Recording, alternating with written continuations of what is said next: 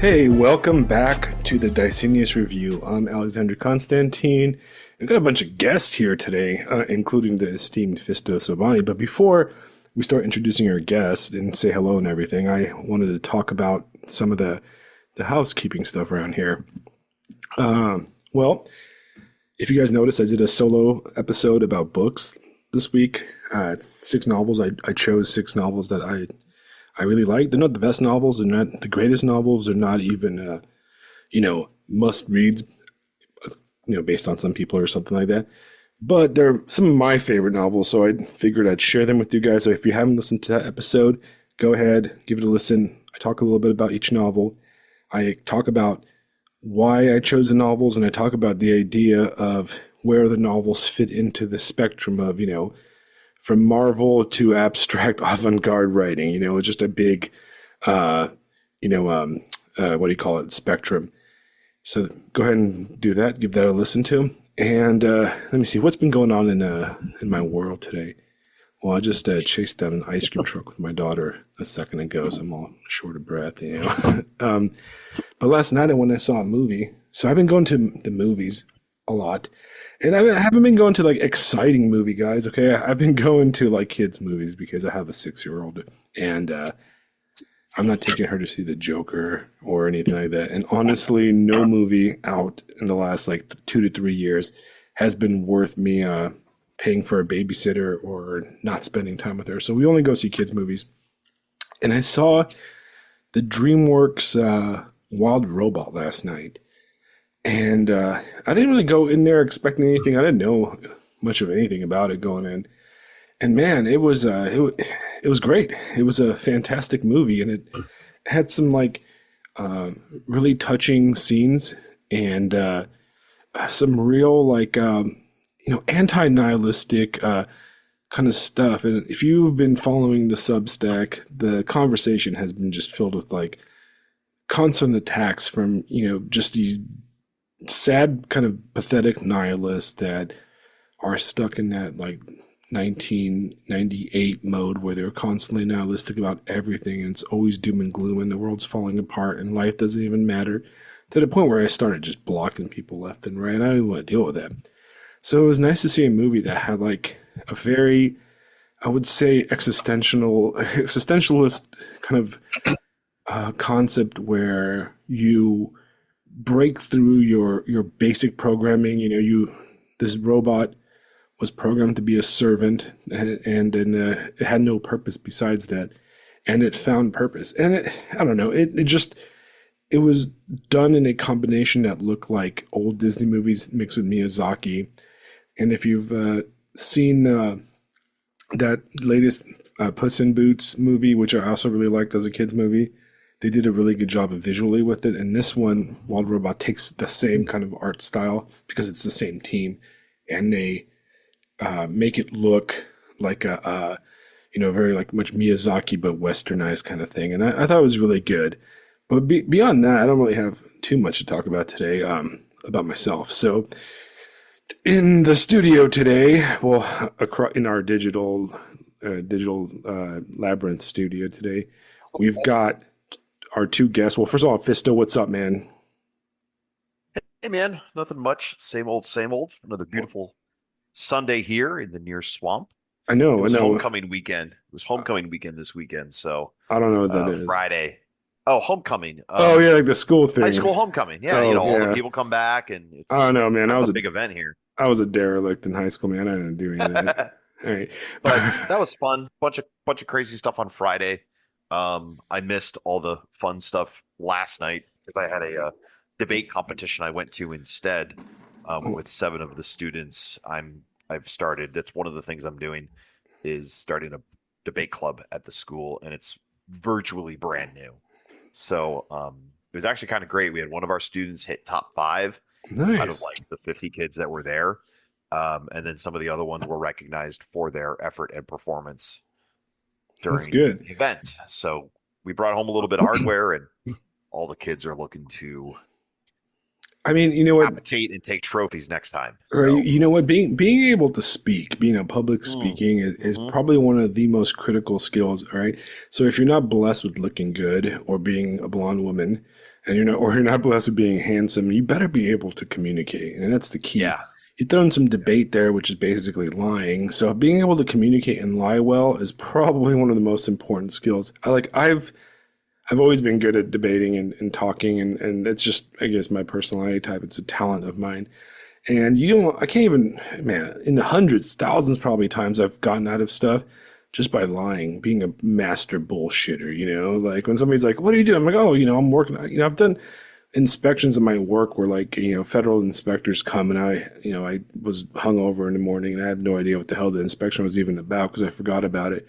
And I'm like, yeah, here's our training records. They're actually digital, so I can't access them because supervisor's on vacation right now. But let me show you, my little setup, and I'm completely making everything up. Well, I've got all this stuff, So yeah, bullshitting is the key, man. Plus, I mean, that's how you succeed in life. But for our guest today, we've got the Pilum crew. Okay, we've got Mr. Neil Durando and JB Jackson, both who are previous guests, not together but separate on the podcast in the early stages. Mr. Neil Durando is the editor and founder of Pilum Press, which is one of the best small indie presses around. And then JB Jackson is the author of one of my favorite novels of all time. Well, my two favorite novels now, Shagdick and its follow-up, Ursula of Ulm.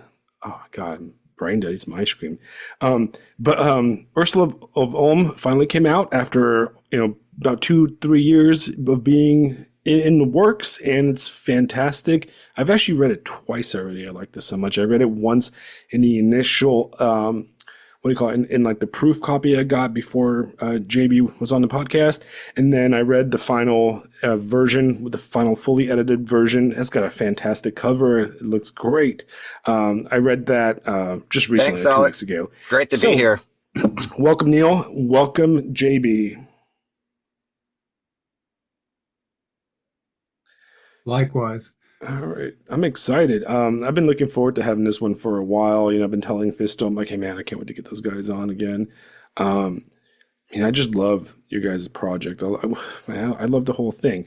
Now, one interesting thing on top of JB, and I'm going to come back to Ursula because that's what I really want to talk about. That's going to be our main thing. Well, maybe.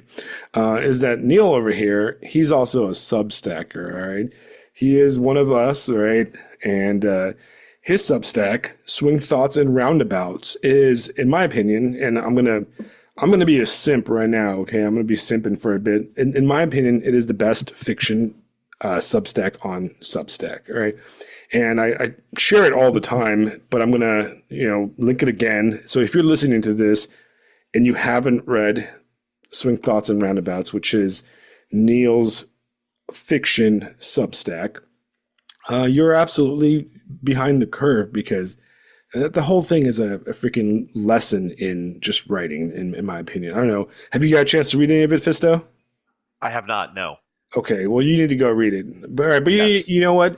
Like, it's just fantastic. So, Neil, man, you're hitting the spot with that stuff, okay? You are on it. Oh, thanks. Right? I appreciate that. Like every time I see a thing that's going like, hey, a new story, or they're interconnected and they feel like they're part of a larger novel. If I'm correct, right?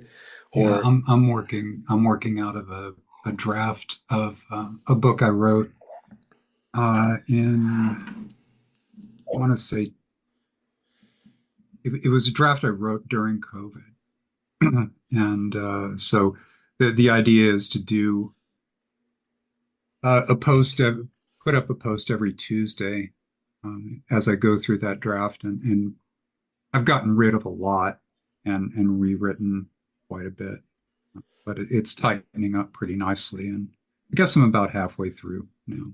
How much editing goes into each Substack post? How, would you say?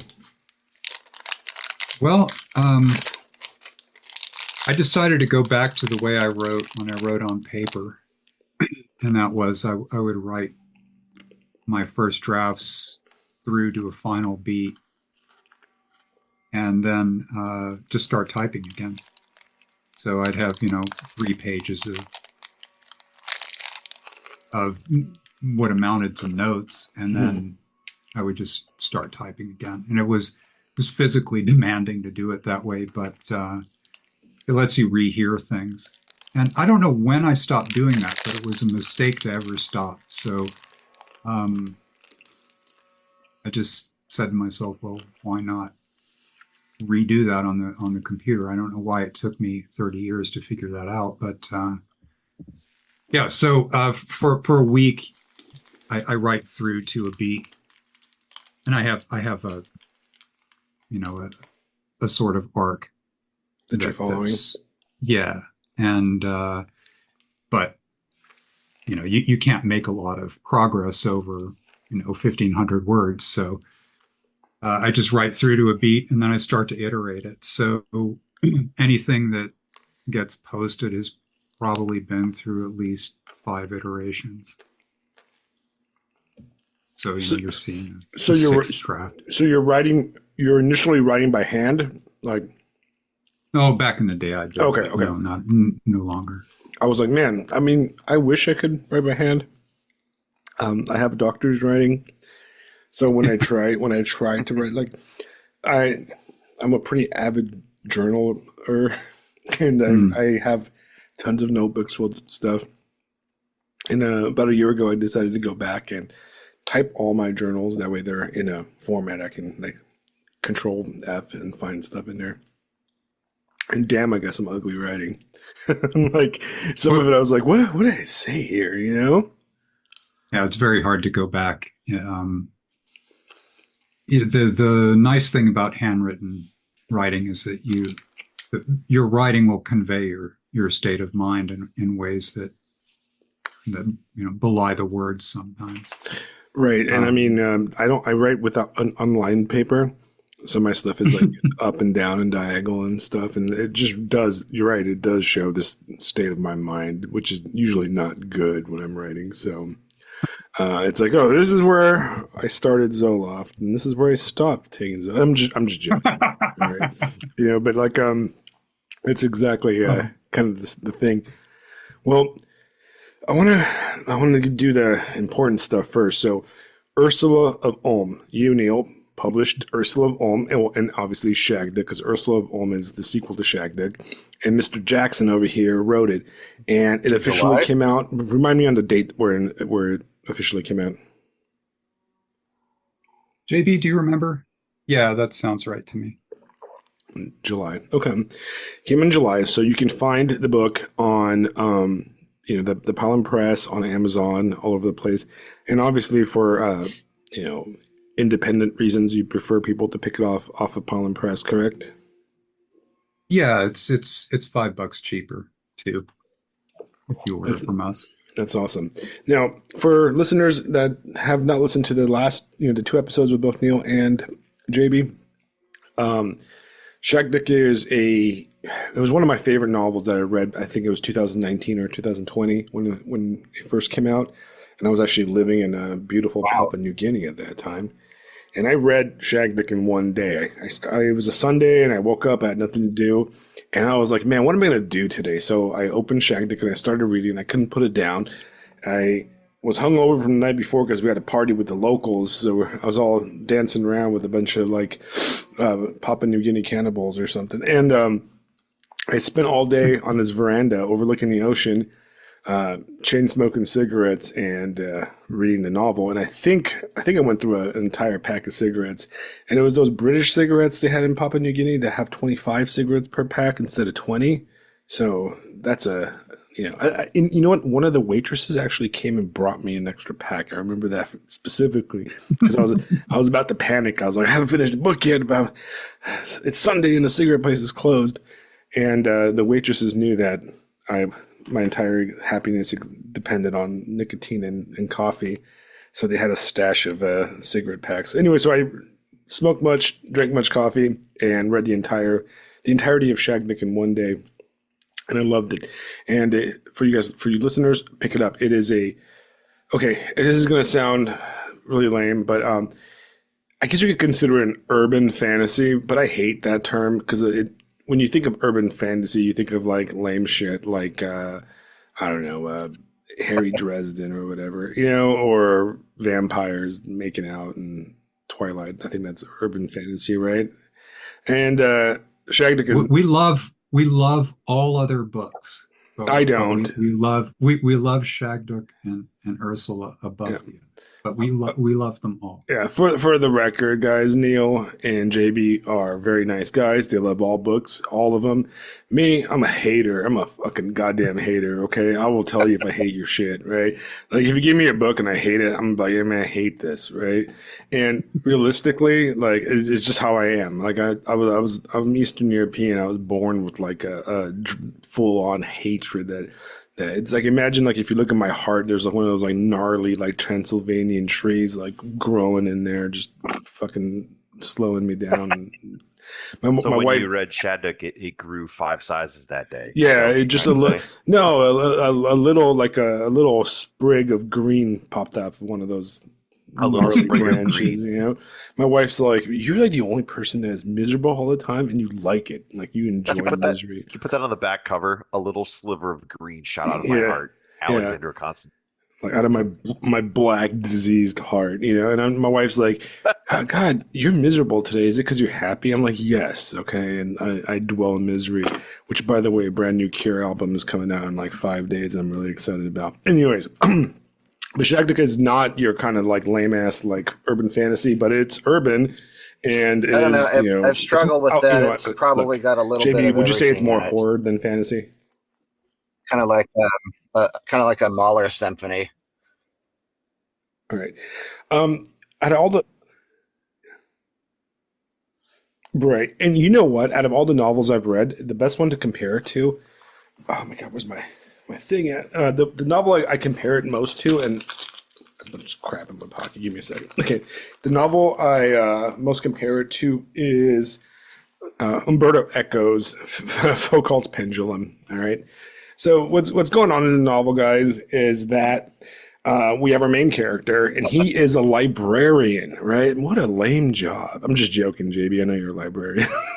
So, and Sky, I love you, Sky. Librarians are awesome, okay? Except everyone I've ever met. But you guys academics and librarians, and I'm just a bum. Okay. Anyways, so our main character, right? He's a librarian in Texas, right? In Fort Worth, Texas, place I've never been to. But if you really want to listen to me talk about Fort Worth, or Neil and JB, we did all talk about Fort Worth a lot in the last episodes. But it sounds like a fantastic fun place. Yeah, So January it's 1st, the mid to late 70s, right? 1977 If is I'm when correct. Shagbook starts, and then Ursula picks up where it leaves off around May 9th.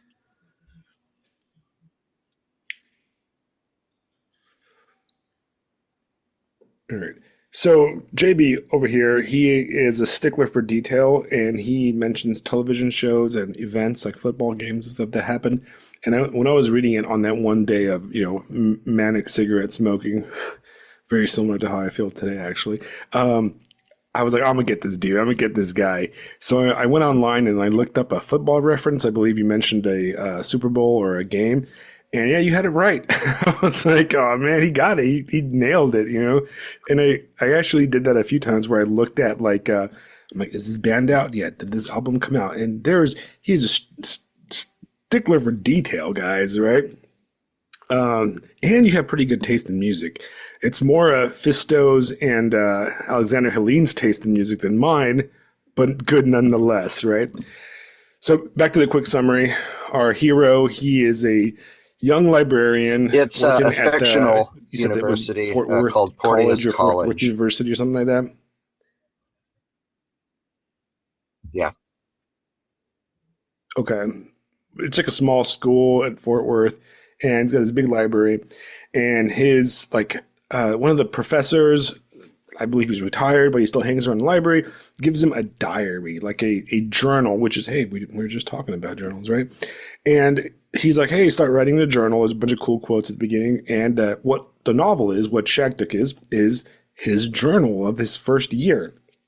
Anyways, a bunch of crazy stuff happens. You know, first simple, then it kind of ramps up slowly, and it's written in the journal format, the first person kind of journal format. And a lot of the stuff, what I love about it, because I love novels that do this, right? A lot of the stuff is left unsaid, and it's left for the reader to figure out, because you're reading the supposed journals of the character as he's writing them down. So it's filled with mundane things like, oh, I went and bought some cigarettes, or blah blah blah, or I went and saw this band and I played the bass last night at this club and I saw, this girl and she looked kind of hot, and your usual type of stuff you'd put down in a journal. But there's some supernatural, or maybe not, whatever elements hidden in there that you, the reader, will notice them where they're not basically telegraphed to you. They're not in your face, right? And sometimes as a reader, you'll notice things that the actual character doesn't until later, because you don't have the contextual, he doesn't have the contextual level that you from above reading this diary, that something's going to happen, right? Or else it'd be a boring book, right? So one of my favorite novels, it's written so great. I couldn't put it down. Ursula comes in and takes off, I believe, a day after, the same day of Shagduk. So tell me where Ursula takes us without giving spoilers, because first of all, I want to say that I love that you smoked a whole pack of cigarettes while you read Shagduk. That's how it's meant to be read, and I encourage all the readers out there to stock up on cigarettes, cigars, pipes, whatever you got. If you smoke them, if you got them. Smoke. Yeah. Everyone in the book is smoking. Consumption is 25 cigarettes. Right. So try and get in 50. Maybe Neil, maybe Pilum can get together with a French or maybe some Ukrainian cigarette company and give us coupons that we can order. You buy a hardback edition, you get a pack of Smoklenias or something like that. Some that's a wonderful idea. Yeah, some Russian cigarettes that are made out of the tobacco that's found on the floor of the tobacco factory, and all the leftover Alex, of a train carriage. Alex, I got to ask, the last book that you recommended to me that I read very, very quickly was Neuromancer. Mm-hmm. With the amount of drug talk regarding this book, I kind of feel like I need to read it similarly. Is that accurate? Yeah, you have to read Shagduk, man. Got it. All right. You have to read it. There we go. I'll tell you right now, Fisto, Shagduk is a book that's actually written for you. All right. Oh, for me? Yeah, specifically. Wow. Well, it's JB, we just met, and you wrote a book for me. Right. That's amazing. No, because it is, and this is a testament to JB's writing style, right? Yeah. I connected with, for example, I can connect with Neuromancer because I'm kind of a derelict, and I spend time shooting people in the military. You buy ice cream for your daughter. Now I do. I'm a recovered derelict, right? But I mean, I've okay. Well, that's how the guy ends up at the end of the book. At the end, he gets back to where he was. I mean, that's how my early 20s was. One day I'm drinking a lot and smoking weed and stuff, and the next day I'm fast roping out of a helicopter in Helmand Province. Okay, so I can I feel like case. And by the way, they don't let you drink when you're deployed out there unless you find some. You're an American. Months and months and unless you're fucking cool and are a spec ops guy or something like that, No, you just have to be French. Or you have to be French, right? And I was actually on a patrol base that the Georgians ran for a while, and Georgians not as in Georgia the state, but Georgia the country. And these guys, you know what? I'm insulting the intelligence of my listeners. Everybody knows that, okay? I immediately thought of the country, just for the record. Yeah, I say that because that's the normie kind of thing, but everybody that listens to this knows I'm talking about Georgia, the country. But where Stalin was born. Anyways, right? These guys. So I'm digging through their stuff because I took over this kind of mud hut, right? And it's the medical hut. So I had all these antibiotics and crap laying everywhere. And I'm digging through this, and they had these body bags, these empty body bags in this little nook, this little mud nook that they had, and I pulled them over, and these guys had jars of pure alcohol hidden in there. You know what I mean? I'm like, oh my god, these guys are drinking this shit. I didn't touch it because it looked unsanitary. I guess it was alcohol, embalming fluid. Yeah, it was probably embalming fluid or fucking distilled JP8 fluid. Something dripped out of the back of an AC Yeah, unit. Don't worry about it. Not being an alcoholic, I never got to that level where I needed to drink like whatever the fuck some Georgians left in Helmand province. But I mean, yeah, I guess some people have more fun than Georgians left in Helmand. Right? I'm like, I mean, if they left it, Oh, look, God. Georgians are like Russians basically, so they're yeah. all by nature alcoholics, right? And if they left it untouched, then I don't want to drink it. You know what I mean? But the reason Jackson and Fisto, the reason I say that is because I don't have an academic streak to myself, right? My level of academia knowledge or anything like that, or my erudition, I guess you could say, right, comes from being a spiritual aristocrat and worshiper of the volcano demon, right? And I had to throw in that. I couldn't. All hail the volcano demon. Yeah. You have a velvet smoking jacket. Yeah, I do, and I do have a purebred German Shepherd, which makes me extra cool, even though it's afraid of like dogs barking across the street. It's just a horrible dog. But what I'm trying to say is that I am not in the milieu for this novel. I'm not part of I've never worked in the library. I've never worked in a school or college. I've never taught anybody, and I've been strictly, on the other side of the world. The only thing I guess, could connect to is I played in the band, and we talked about that in the past, JB, when you were on last time. But Fisto, you are you're a school teacher, man. All right. School. Yep. And I feel like the shenanigans that goes on in Shagduk in the between the characters, for example, like the different the staff of the library is something that's probably very close to what goes on in your average high school staff lounge and that type of thing. So I feel like it is a book that's much more written for you. But not being an intellectual midget, I don't have to have a character that is me for me to enjoy the novel. Okay, so I did click with it, but that's what I meant. So yeah. Read it, bro, and let us know. Done. Sold. All right. And then actually, you know what? I'm not actually just you, Fisto. Everybody that's listening, go and buy it. Okay? Go and buy it. Not just because it's a fantastic book, but because we hate mainstream publishers. Well, not Neil and JB. They love mainstream publishers. I despise them. That's from the blackest pit of my heart, right? And I think we should support small indie publishers, and Pilum is one of the best. So go buy it. If you don't read it, you're stupid. But if you do read it, you're extra great. All right, but JB, tell me about what happens in the second novel, right? Where do we take off, and what are we doing there? It's written as a diary, and so I just concentrate on, what would you write in the diary, and what would you not write in a diary? I just put myself in Stephen's shoes, and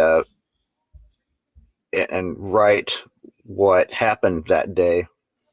So in Ursula, we see that the stakes are rising, the dangers increasing, the mysteries are deepening, and it's. I should point out that this is not a series, the way people understand. It's more like one big book, like Lord of the Rings, where it was the publisher who decided, hey, this is too long. We're going to break this up into smaller books, smaller physical objects, just so you're not reading a phone book. I think that.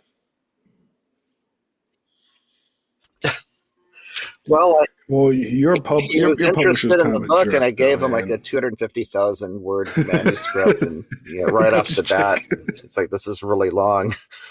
So,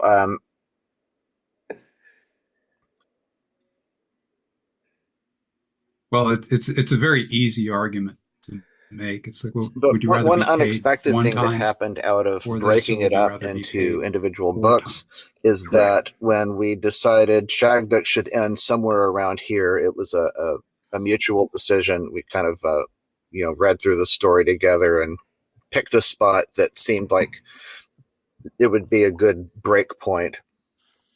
But you couldn't just slice it off right there. I had to go back and cauterize the ends and make it feel like an ending or like the end of an episode or something.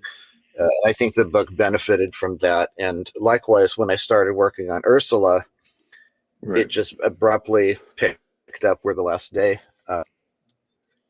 left off. So I had to, think about, what was the story that I was telling, and how to keep that alive and how to grow it. So likewise, I'm dealing with that right now, really hard in book 3. In book 3, I don't mean to jump the gun here and talk about that, but to go back to how it was one huge manuscript. So after I was done with Ursula, I still had 75,000 words left over, already contributed to book 3. And I'm having a little difficult time because whereas Shagduk kind of was in a way how I had written it to begin with. I just polished it up. But by the time I got to Ursula, Shagduk had been established, the things that had happened in there, and I had to kind of rein myself in and consider what I had already written. I guess I'm kind of rambling. I don't even know what I'm trying to say. But no, I understand exactly, right, and that's the difficulty of being a writer and writing and having material, in a way when you can spend what a I've decade written fantasizing or taking notes doesn't and writing address on a work, what has come out, and what was actually published.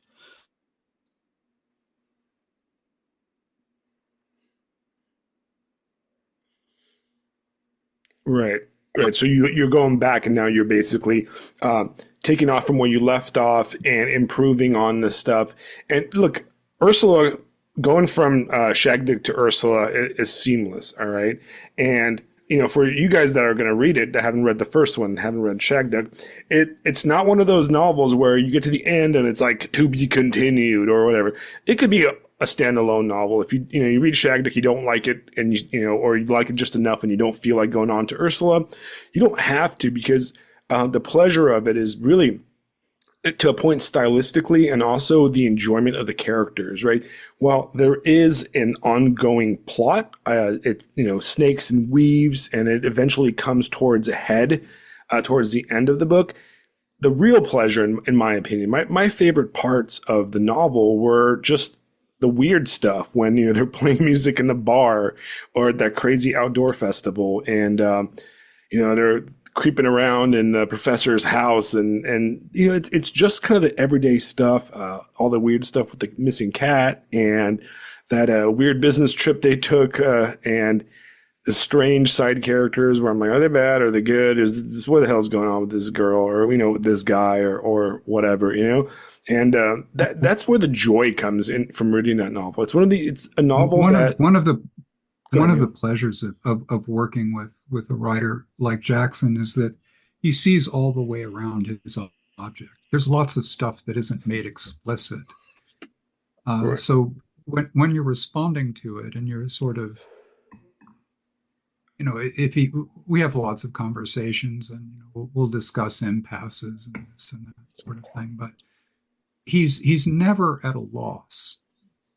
Usually, our discussions are kind of elliptical. I'll make a suggestion. I'll say, well, see what you can do there, and it will resonate with him or it won't, and he'll go back to work, and I don't have to edit closely at all, because he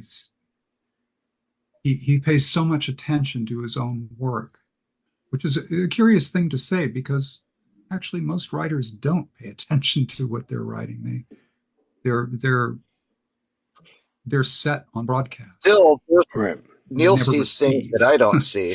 Right. And but Jackson, that's so valuable. It's yeah, like when you go ahead. proofread your own work, Well, you miss anyone, all the anyone typos can, but because you're too close to it.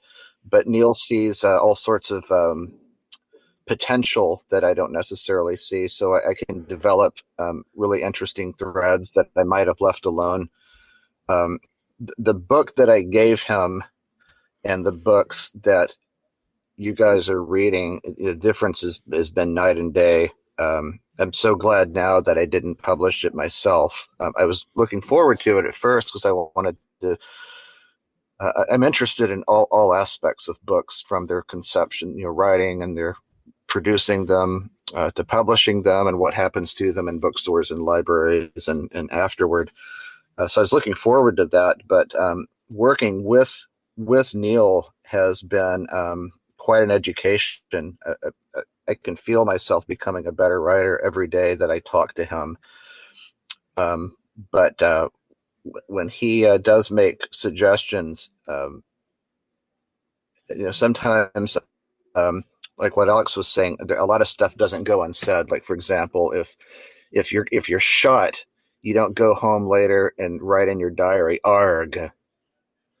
Um, so, but there will be times where Neil says, "What?"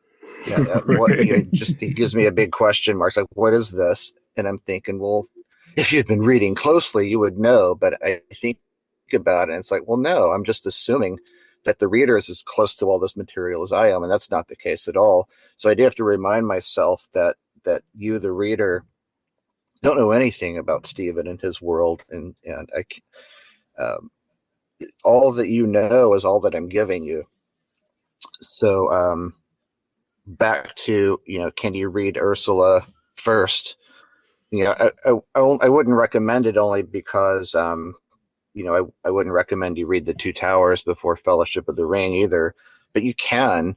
But in case you are, or in case it's been a long time since you read Shagdick, I do remind you of what's going on when I refer back to the earlier book.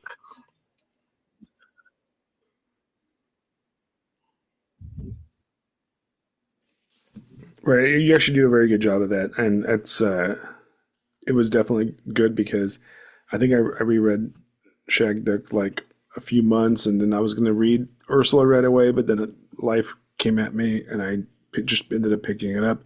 But on the topic of what we're talking about right now, is it you illustrate the point, and I know Fista's going to back me up on this one too, is that sometimes we have like talent, or like raw talent, specifically if we're younger, and we need guidance, and Yeah. fundamentally somebody like an editor or a teacher, and that's what they're there for. They're there to you guys are there, and I speak as in Neil and Vista. You guys are there to look at the vomit we put out, whether it's our literary art or our just way of being in a classroom, and our way of thinking, and then identifying the things and our blind spots and what we miss, and sharpening it and making it better.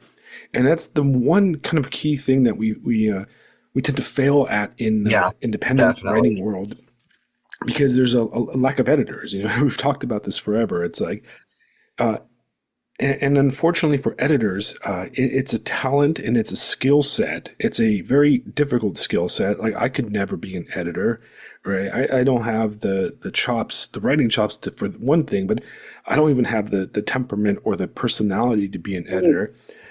Mostly because of the black heart thing, and I hate things. But the thing is, like, it's a difficult it's a difficult skill, and one that goes really unsung. It's well, behind if you it. do it right, it's completely unsung. If you do it Right, right. right. The editor is like the music producer or the sound engineer that nobody's clapping. Everybody's clapping for Tay Tay at the Grammys or whatever, but nobody's given the guy or girl or whatever behind that produced the album and put it together and got the sound right and cut away all the stupid stuff. Like, her last album needed much better producer and a lot of better editing. There's way too many songs on that album. You're like, come on, Tate. Nobody needs to hear 7 versions of the same song, you know? Hey, but you say that they're unsung. Taylor Swift, Mr. Neil, Taylor Swift. If you know, you But, know. Yeah. Like if you know who the producer is and something about Isn't she that one him, guy's then you boyfriend? can appreciate their contribution to the end result. Like I said earlier, I was going to self-publish, and it would have been a perfectly okay book, I'm sure, at least on par with a lot of the stuff that I used to read when I was a kid, like the stuff that Len Carter helped bring to the world. Like that stuff is great, but it's not like Cormac McCarthy or anything. It's entertaining, but it's not fine literature. But like I said before, the difference between what I submitted to Neil and what ended up in the book, yeah, The dog. It's just night and day. The dog barks when you say Cormac McCarthy. Working closely with an editor, sorry, Jeff, really you triggered my appreciation for what editors do, for sure. And you can see in what's being put out there today that editors are a dying breed. They're not making, they're not. Their presence is not gone. felt No, in they're the gone. Output. It's that agents finds its who way do to this the stuff shelf, now. let's say. No. Mm. Well, so what's interesting is, and I'll tell you a story. I'll have a little bit of a admission to make, a little bit of a kind of like inside my brain kind of truth. So when I first read Shagduck, I was obviously already familiar with Pilum Press and some of the stuff you guys put out. And I was, I've been a long time fan of Charlotte Hernstrom, and I've read almost all his stories, and I've read everything you put out by him. So I'm pretty familiar with him. But if I'm correct, Shagduck is the first full-length novel put out by Pilum Press, right? Yeah, that's correct. We'll be Sky is working his way through. I can't wait for that. Of a novel now. Right, and I got very very excited about. So I can't wait for that either. And oh my gosh, give me a second, guys. I gotta go kill. I kind of have a question, guys. mm-hmm. Alex made a link between being an editor and being a teacher. And this week I've been thinking, maybe because I'm deep into the second quarter and the kids are, showing signs of wear and tear already. But it's like it's like the difference in my mind is like, is it patience? Is that what the editor brings? What do you think? Well, you can't be. I mean, as a teacher, you're an authority. Yeah. You can never step away from that. I think being an authority as an editor is probably not something that you should set out to to do. Right. You're the. Yeah. I try to be the writer's best reader. And okay. So there's that. You can be. It's good if you have some linguistic chops to go with that, and I do. But the other side of it is really, you're the secret sharer. You have to help things along in any way you can. I've seen, a couple of famous editors up close.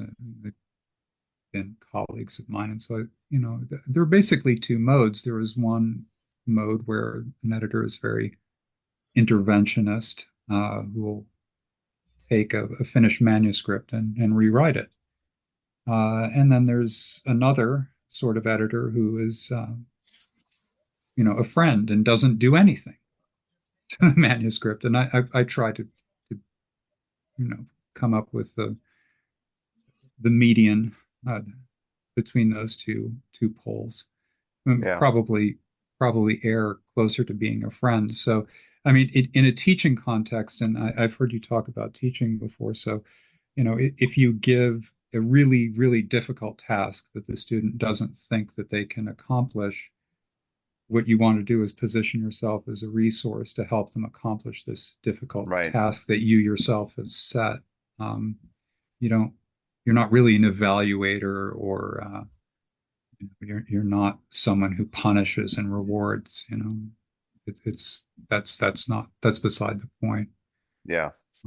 When you said the editor is the best reader, I thought to myself, the teacher is the best student, in so much as I'm providing an example to the student where, hey, if you guys want to learn how to learn this, here's how I would do it. Here's an example, to nudge Yeah, the balance between.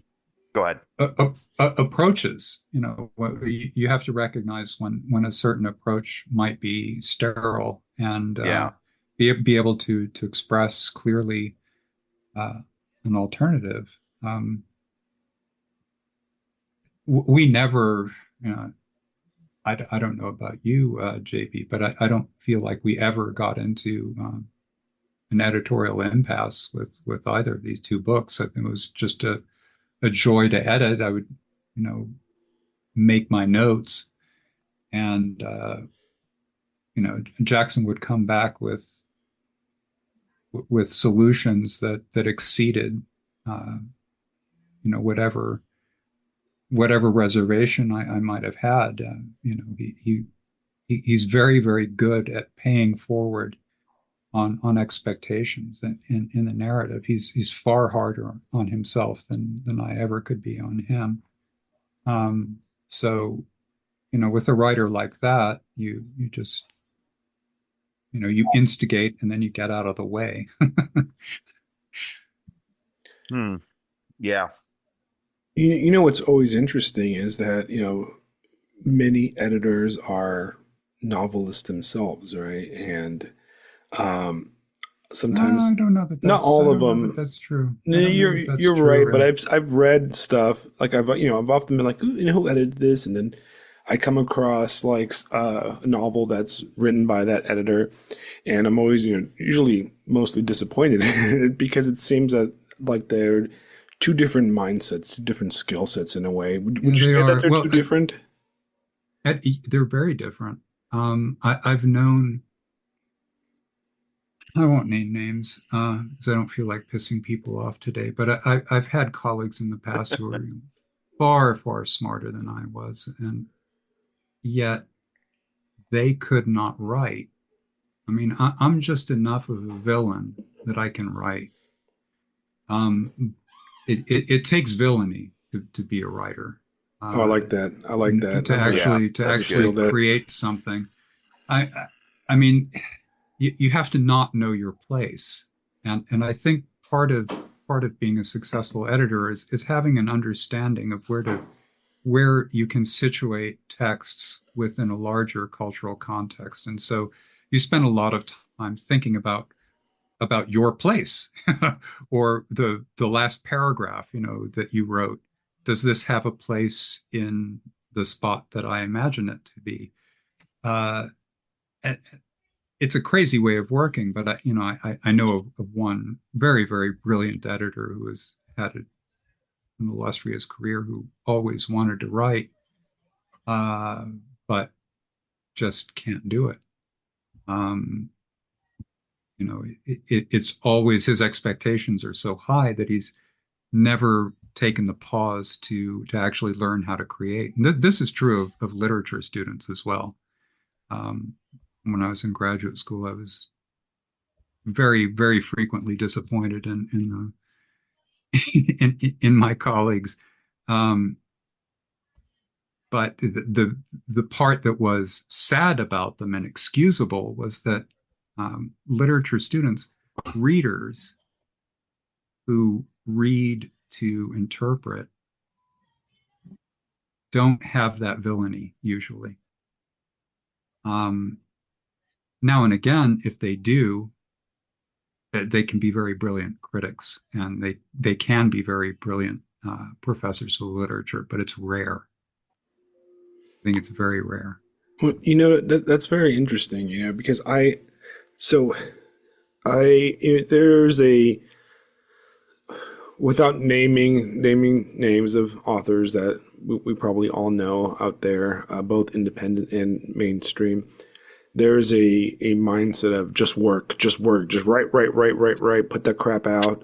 Amazon.com is going to sell it for you, and you're going to sell a book a day, and it doesn't matter. Don't be an artsy fartsy fag about stuff. And I'm you know exactly who I'm talking about, and I'm sure we all do, right? And I'm not in that camp. I tend to look at writing or really any artistic endeavor as a near mystical kind of spiritual way of doing things. And I feel like you're right. I like that you said villain. There needs to be a level of villainy. And I guess you could look at that level at when it comes to the creative forces. It's got to be like kind of raw and gross and dirty at the same time.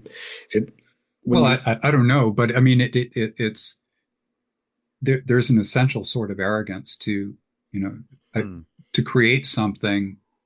I mean, when you've written a successful story or a successful novel, there's a feeling that comes over you, which is an objective feeling. It's not a subjective one. Right. You look at whatever you've done and you say, well, whatever else I might say, this didn't exist before, and now it does. And then you go back and you try to make it stronger.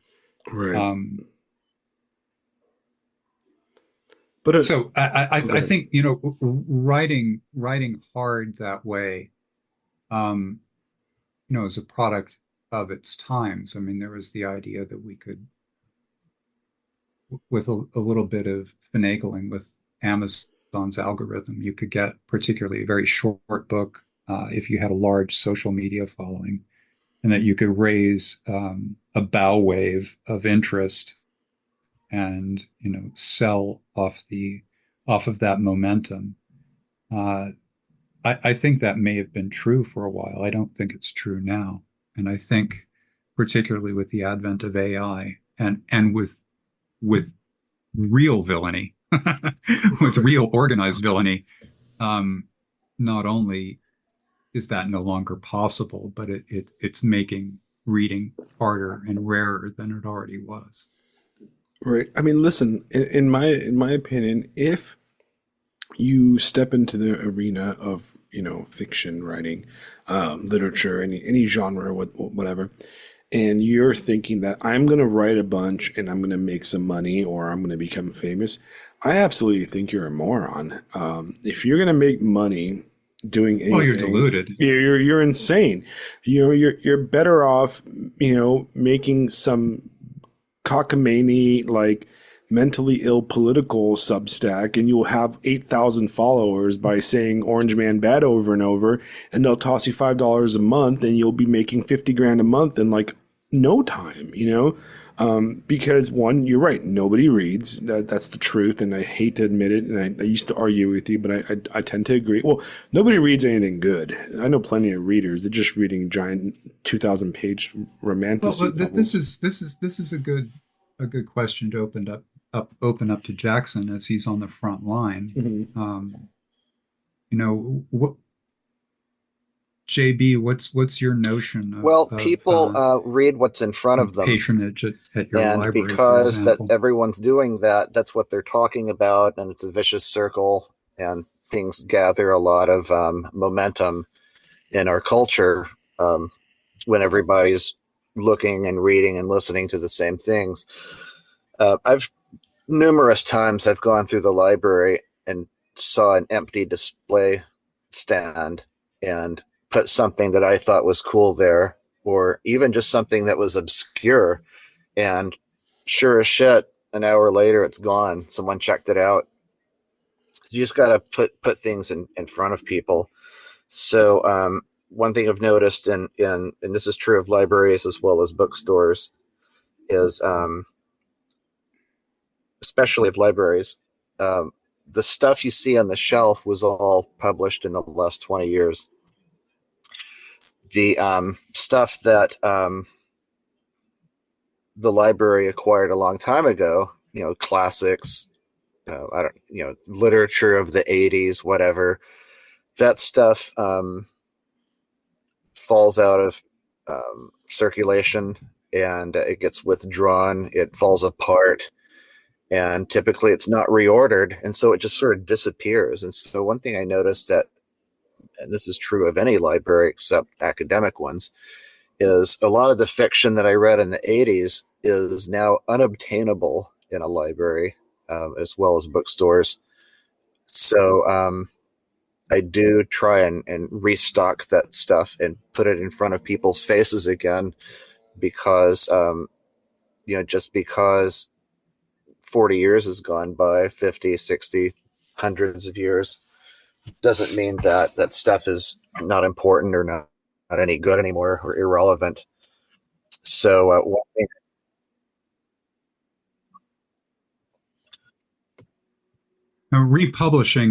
republishing is a huge oh yeah, task look at New York Review Books. They're putting few out editors and fewer stuff imprints that's are been interested in forgotten. doing. That's just solid gold. Like what was it? Jeffrey Household's Rogue Mail.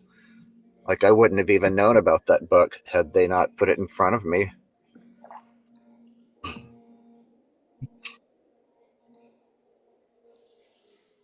Right.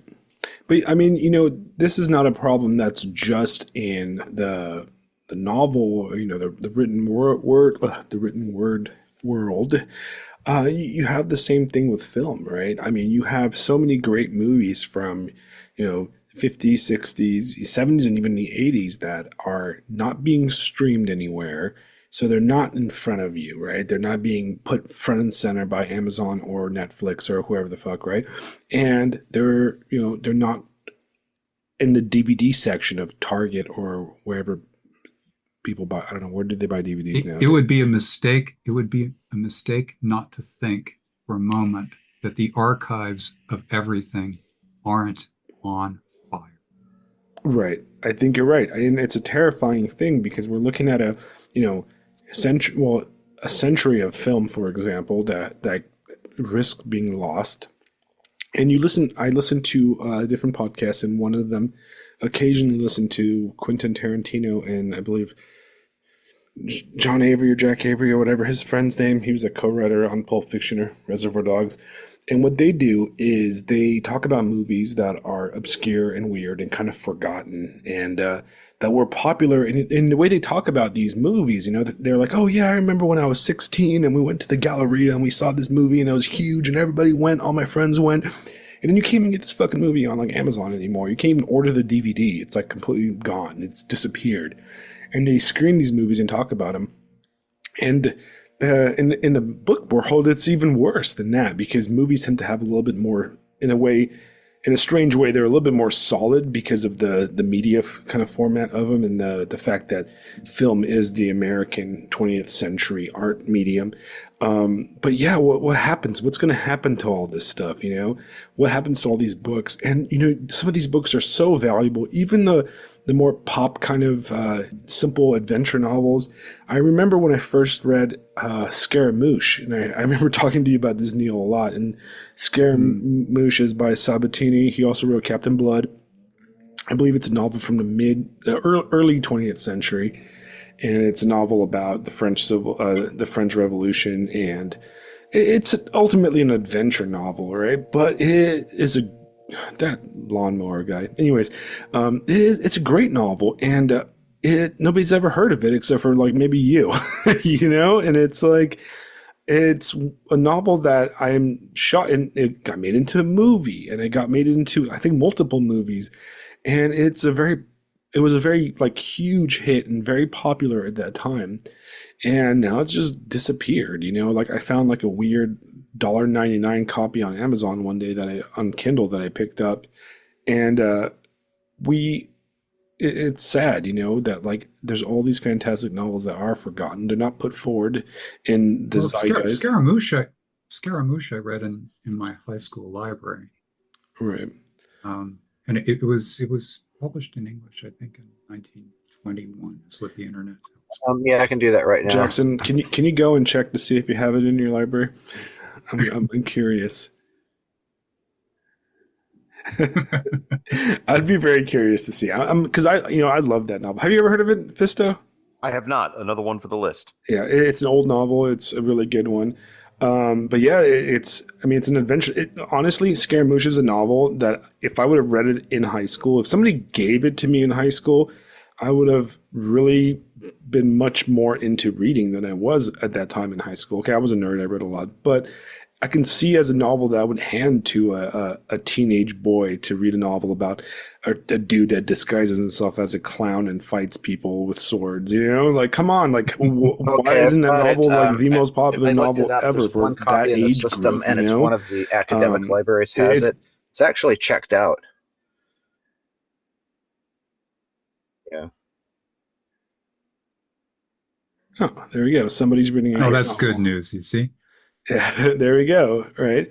But yeah, for you guys, listen, read Scaramouche. Anyways, but yeah, it's we are entering an era of things are just disappearing, and we're not going to have them anymore. And for a long time, I think in the 2000s, when I was coming of age, and when you guys were in your guys' prime, you old fuckers, right? When I was in my 20s, there was this view of the internet was going to be the greatest repository of knowledge and information, period. And none of that happened. It's actually the opposite. So much so that we just don't even have the stuff on the internet from when I first started using the internet. You can't find it anymore. You can't find these great blog posts anymore. You can't find these great, you know, collections of information and stuff. I was watching the silly thing on, I think it was like on YouTube with my daughter and wife the other day, and they were showing like little, like they're matching characters to like apps or something stupid like that. And there was like a green character, and my first thought was LimeWire, and my wife's like, man, nobody knows what that is. You know what I mean? And LimeWire was where you found stuff back in the day, or at least back in the 2000s. And I'm like, no, you're right. I'm a internet fogey now. Like the internet, my internet doesn't exist anymore. The one I grew up on, where I could find stuff, but you can't find anything on the internet anymore. It's all gone unless you go to Amazon, and then Amazon is barely usable. All those things are barely usable. So the internet, for all its great promises, has failed to be a repository of good stuff. It's failing on almost every level. So I think that we're back in the era of must amass, solid media again. And I used to be, and I think you remember, Neil, we used to always talk, and I was the Kindle proponent. Now I'm like, I'm back to hardcover books, man, because it's just because, we're dealing with, data that is not held up at all, and we're going to forget everything, and we're going to be living in a perpetual 1998 where we're just recycling the same plots and the same styles. And a lot of these new writers you come across that are writing like genre stuff, like, especially sci-fi and fantasy. I'll pick up a novel that's like some Hugo Award winner or something like that, and it's lauded as like the next best thing since sliced bread, and this is so creative and so awesome and such a great idea. And I open it and I'm like, well, this is a fucking episode of Star Trek from 1969. Yeah, and that effect gets worse as you get older. I can imagine. It's horrible. I read the last time I read a mainstream science fiction book, and it was like a Nebula winner, Hugo winner, and literally the plot, right? The main conceit of the character, the main sci-fi element was this kind of like memory thing, and it was not even from Star Trek, original Star Trek. It was from Deep Space Nine. It was basically the author lifted the whole Trill thing, Jadzia Dax, where she's got the slug in her, and the slug holds all the memories of past lives, and and the slug moves on to a new host, and the host is a combination of the host plus all the previous past hosts, right? And that's kind of was the conceit of the novel. And I'm like, first of all, the way they did it was fucking stupid. It was nowhere near as cool as having a slug implanted into your belly, right? And second, it was like done before in Star Trek. And it was like the plot of like 50 episodes on Deep Space Nine. And Deep Space Nine is not like, it's not like an old show. I mean, I guess it is now. It's like 20 years old. That would be a great conceit for a writer who had the courage to unmoor themselves from genre. What if you deployed the slug with memories just in an ordinary milieu. Right. Yeah, like the past lives type of thing. That would be interesting. Sure. I think one of the best episodes they did was when one of the past lives was like a suppressed serial killer, and it was like a failed past life basically for the slug, and it kind of like started creeping into like the personality of the current host. And oh my God, somebody's knocking on my door. I'm sorry, guys. You guys talk for a second, okay? It's all right. Yeah, with what Alex was saying there, I just keep thinking to myself, I have this picture of the internet as like this giant sewage bonfire. And just everything's just being tossed into it, and there's nothing good coming out of it. And it's like, what on earth were we thinking with this thing? I don't even remember. I used to be like Alex back in the day, like, the internet's gonna fix everything. It's gonna be amazing. And now I see my kids scrolling on TikTok and everything. And I'm just like, internet the last, just nuke it, get rid of this thing. I don't know. What do you guys Well, it happened with Physical media is vinyl, making and a I think comeback, it's going to right? happen with the Is that compact where we're all disc. at? Or it has to? I mean, it's happened with cassettes, for Christ's sakes. But there's just way too many CDs out there. If they're manufactured before 1994, the quality is really great. They're durable. They still sound as great as they did when. I mean, provided they're not covered with fingerprints or used as a coaster. But yeah, I go to these really nice record stores around where I live. And it's all about vinyl right now. And so the CDs they put on the floor underneath the cabinet, and they're all like $3. And I find so much great stuff down there. And I just think, one day they're going to rediscover this stuff, and the prices are going to shoot up. They're going to get picked over. All the good stuff's going to disappear. But it's kind of a golden age for people who like compact discs right now. And it's kind of ridiculous. I almost don't want to say anything about it because I don't want the competition. Well, so 94 is pre-94 CDs are manufactured to a better standard. That makes me wonder why. Well, what we haven't really, for expected practical reasons, we life haven't of a compact disc found that out yet. They still, with few exceptions, there are such things as like CD rot, but they still sound great, and they probably will for a very long time as long as you can find a CD player. I don't know about 94 per se, but around the mid 90s, you started to see things like brick walling and excessive compression and tinkering with the masters. So what you end up hearing doesn't sound as good as it's supposed to anymore. And quite a lot of it's unlistenable, in the 21st century. People are starting to realize that a little bit. Like classical music was never hit very hard. Country music was okay. But if you get like, I don't know, like the first time that Rush's catalog was remastered for CD, it was a disaster. It sounded so bad, and I felt so bad for the band because they had nothing to do with it. To this day, Rush has been pretty poorly served by record companies where CDs are concerned. You have to go back to the original, 80s issues of that stuff to hear it the way it was meant to be heard. It's kind of the funny thing about it is a lot of remasters were billed as, hear it the way it was meant to be heard. It's not what we're listening to at all. And nobody even understood it at the time. To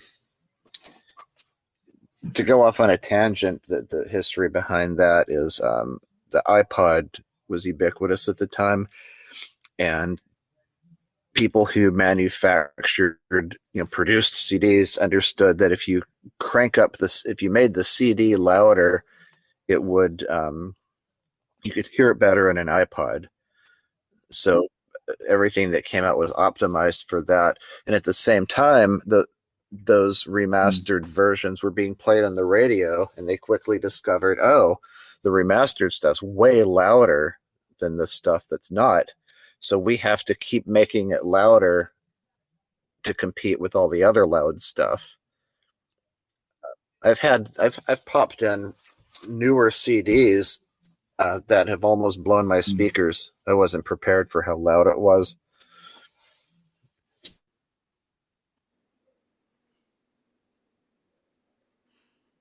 Right, and that's like the loudness wars of the 2000s or late 90s, 2000s.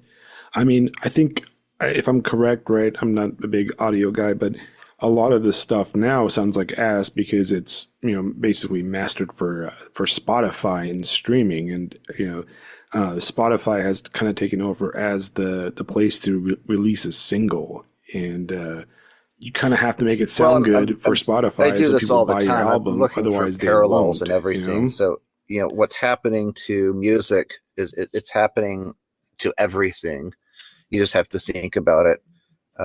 Like what I just described, how is that happening in literature, for example? And if you think about it hard enough, you can recognize that, let's say, for example,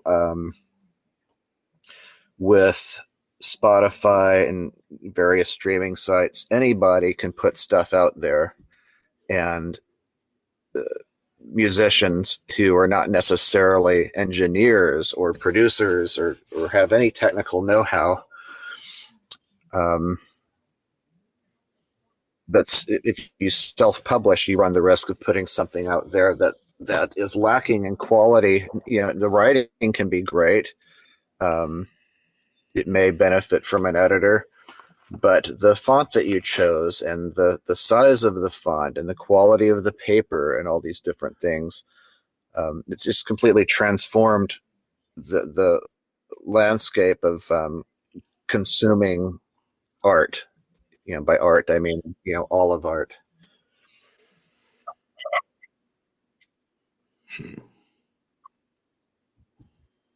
Now, okay, so there'd be the argument, right, that you look back at the 19th century, for example, and you had guys like Dostoevsky and Dickens and stuff in that era, and they were out putting all their stuff initially not at major publishing houses, but they were publishing, basically every 19th century great novel that we've read was initially published in multiple, episodic periodicals that would sell for like, 1 kopeck or whatever the hell.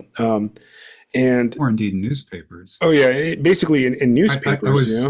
I found an unpublished Richard Yates story.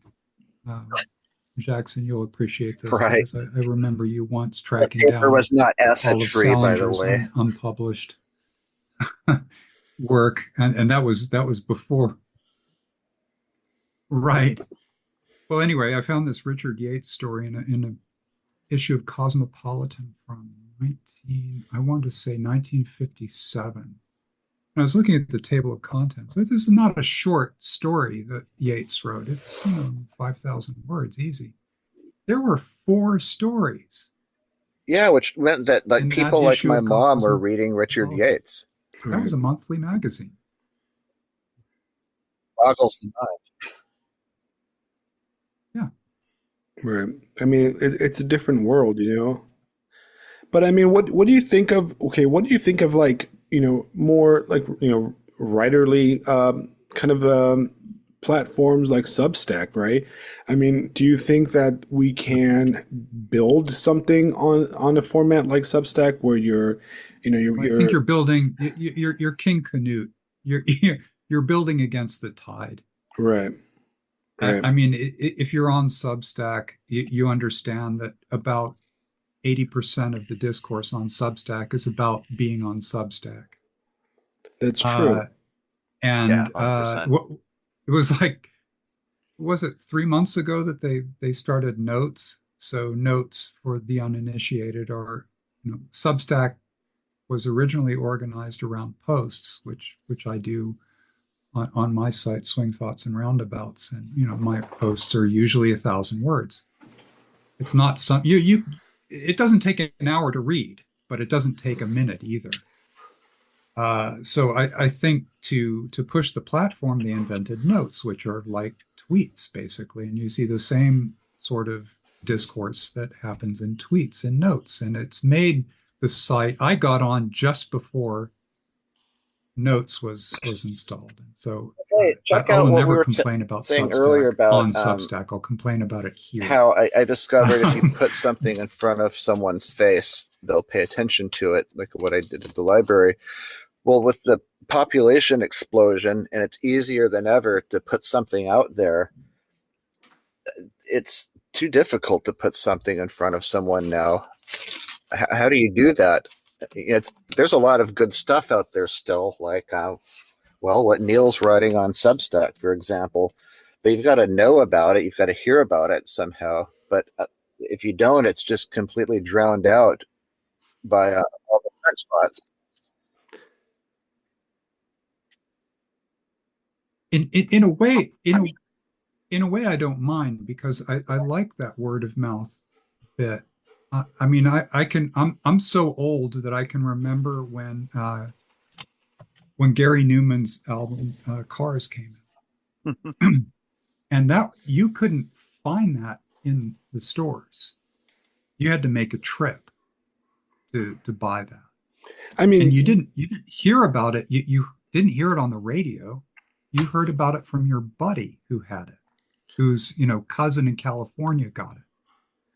Right, but that wasn't just your era, man. That was like, I grew up in the late 90s. I came of age in 2000. I turned 18 in 2002, and it was the same in my era, right? Like, yeah, if you wanted like, the Britney Spears album or whatever, you could go to Target or Walmart and it's there, or you can go to Tower Records, if you guys remember Tower Records, or do you even still have that? Probably not. But if you wanted like, some punk rock stuff, some like Susie and the Banshees or something like that, you had to make a trek. For us in Southern California, we had to go to Hollywood and go to Amoeba Music and Amoeba Records and pick something up at Amoeba. Sometimes like you'll find like you would have like the little like weird odd like punk rock / goth music store. There was one in Anaheim called Ipso Facto that we used to, as soon as we got cars, we used to go over there, and that's where you'd find like, the punk rock stuff, the Joy Division albums and the Joy Division stuff. Well, I mean, we knew where to go. I knew that. Boys. Okay, where do we go, this Jackson? Is pre-internet, but I got my hands on a book called the Trouser Press Record Guide, and it had an alphabetical list of bands, and it had their discographies. It had ratings, reviews, descriptions. It was the most important book of my life at the time. So if I discovered a band in there I thought was interesting, I would get in my car and drive to a few different places. Bill's Records in Dallas. He had a lot of imports, and I know if I wanted to hear like an obscure Cure EP, well, he was, but that's great. Aren't they all? He was a pervert, but he'd have it, and it would be horribly expensive. And I mean, he's a record store owner, right? On it, but it was great. And you tell your friends, hey, I got this at VVV. And VVV Records. We found each other back then, and we find each other now, despite how it's really hard, but we do find each other.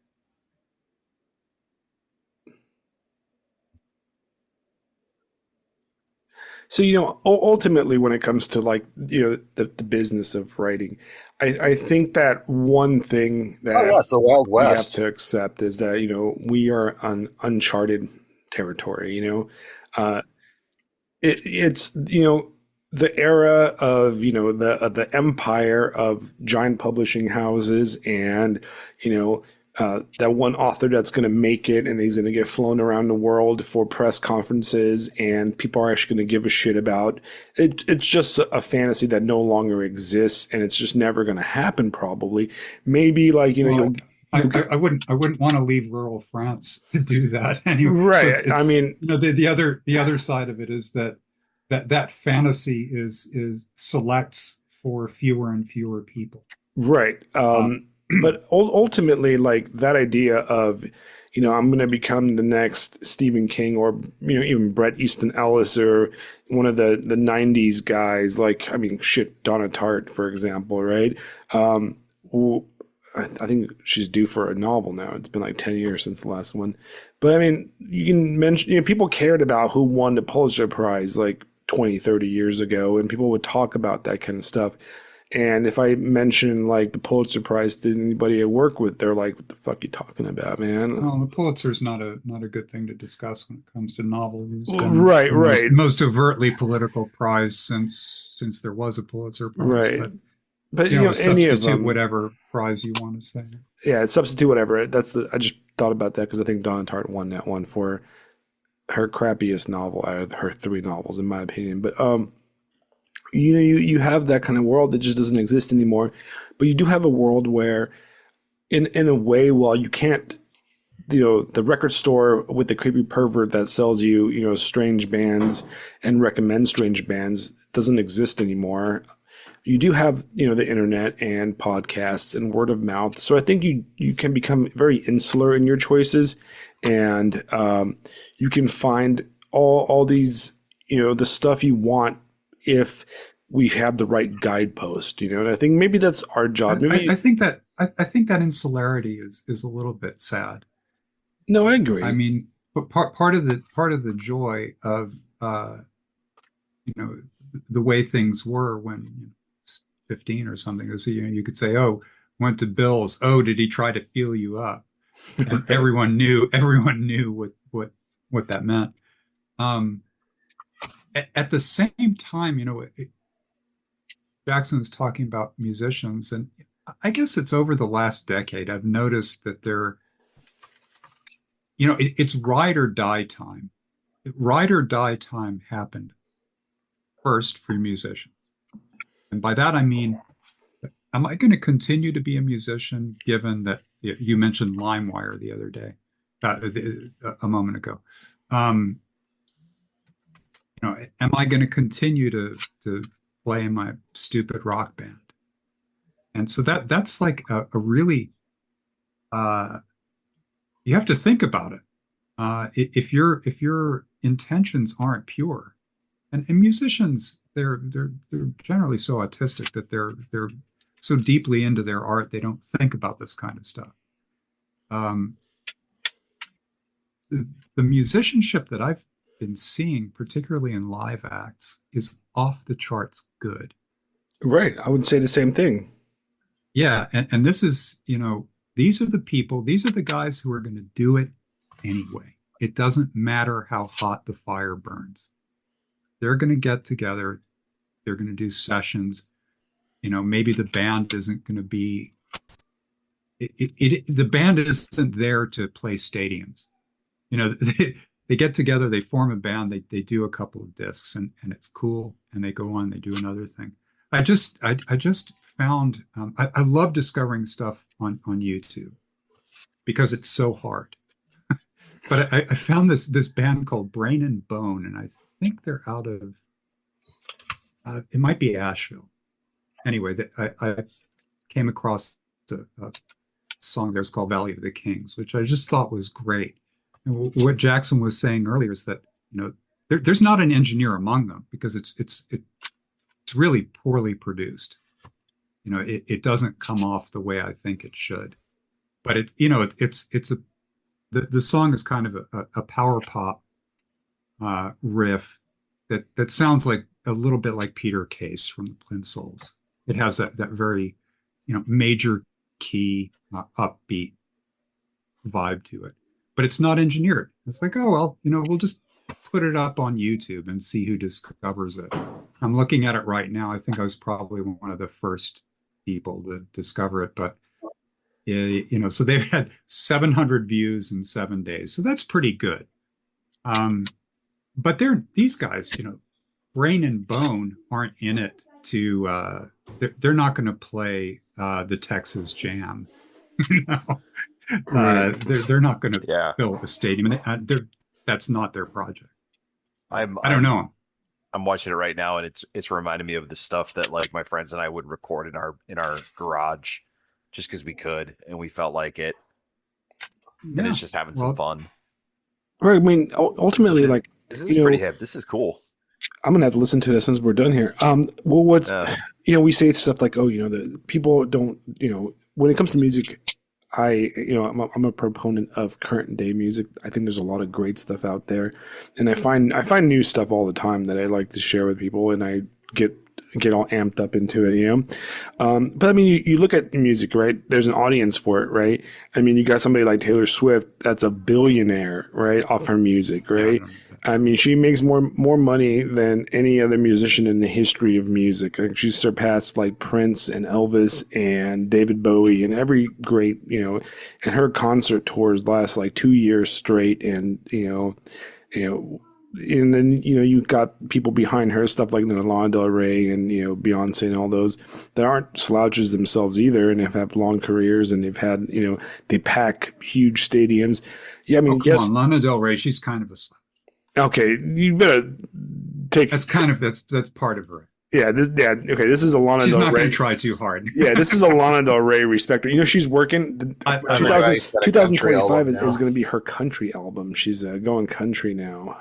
So I'm actually, I know, but I'm excited because she's got that Gator husband behind her now, and it's going to be good. Right? It's gonna get weird. Yeah, it's going to get weird. It's going to be Get Louisiana. weird. Here we go. Yeah, she's going to be out there in the swamp banjo. She's got to have at Bayou. least one banjo riff on there. But, so there is music. People do listen to music. And, even at work, the young guys I work with will come in and then, mostly the girls don't. Be like, oh, did you listen to his new song or whatever? So there is a level of excitement for it. And obviously there's people paying like $5,000 a ticket to go see Taylor Swift sing the same song 30 times. But she does put on a good show. I've seen parts of the movie and the live movie she's done, and she does put on a very good show. And when you think about it, historically speaking, right, the idea of the rock star, the rock band, or the singer songwriter, kind of like independent person, that's relatively a blip in the history of music, right? I mean, that didn't really start, until the mid 60s, and, probably with the Beatles was the first like superstar band, and the Beach Boys and that kind of stuff. And then, Elvis and a few of the big ones. And then we get into the hippie era and, the 70s big bands and the 80s and stuff. And that's relatively a blip that has come and gone, Well, this is a great question for Jackson. I mean, would the Beach Boys, absent their No, production not at all. infrastructure, have been as good? The success of their recordings is half of it is the musicians involved and the production behind it. So much so that the Phil Spector, for example, his wall of sound was people were crazy for it, and there were hundreds of imitators, people trying to capture that sound. The Righteous Brothers worked with him briefly, and the main Righteous brother, Bill, whatever his name is, he's like, I can do this myself.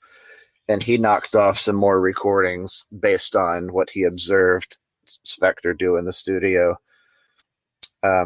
That's a great example of how important producers and engineers are.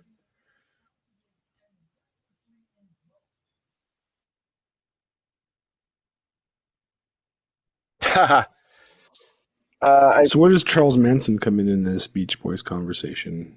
Yeah.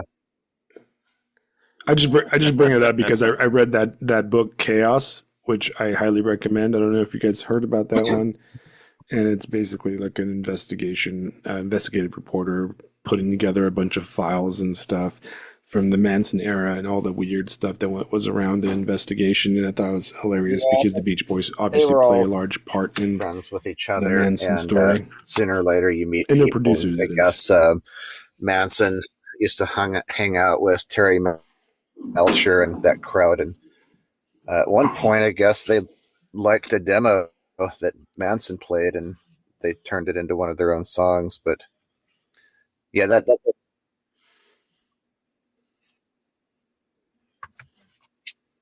How can you not be attracted to people who can make music like that?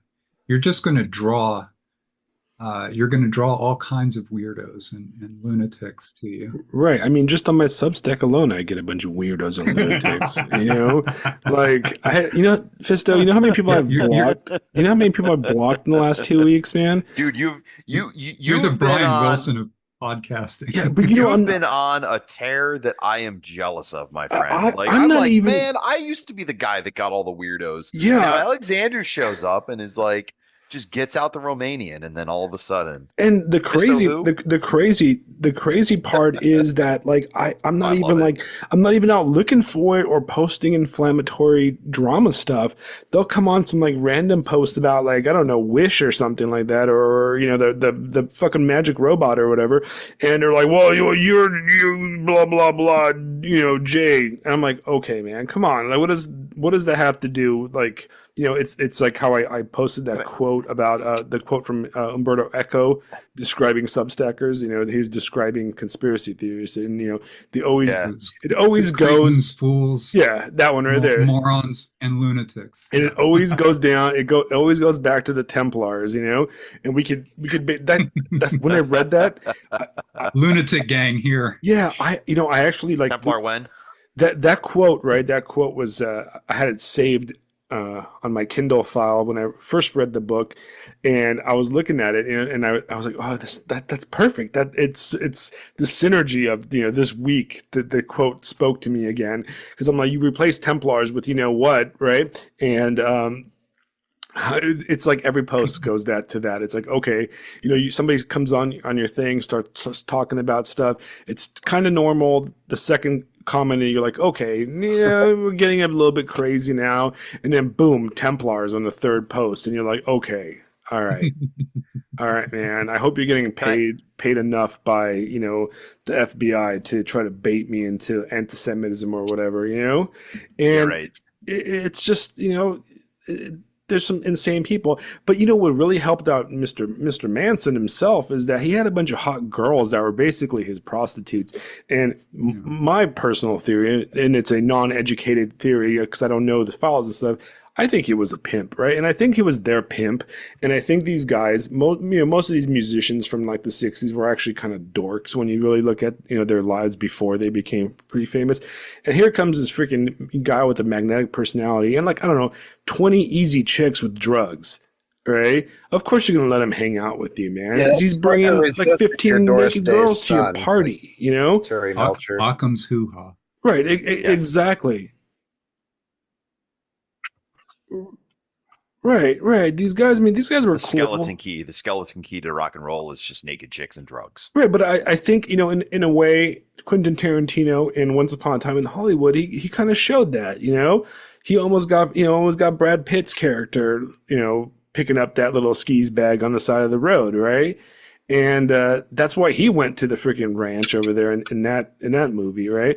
And the fact that he rejected her in that movie was really, really good point, because he saw that she was just a thought, he's like, I'm not fucking with you. Plus you're underage, that was two things that was kind of really funny in the movie. But then you get a guy like, Terry Melcher and stuff and some of the Beach Boys, and they can't say no to dropping acid and joining a fucking orgy with a bunch of girls. Just to go back to Once Upon a Time in Hollywood for a moment. Thank you for helping me get over my innate distaste for Tarantino. You're right about that movie. It's by far his best one, and it's even a good movie. Editorially speaking, what I really appreciate about it is the strength that you identified. He rewrites an established trope, right? Picking up this girl, and from every point from, say, 1950 up until that movie, that trope was going to go one way. Right. And he recognized that. I love tropes in fiction because they're a wonderful attempt. They're a wonderful opportunity to overthrow them.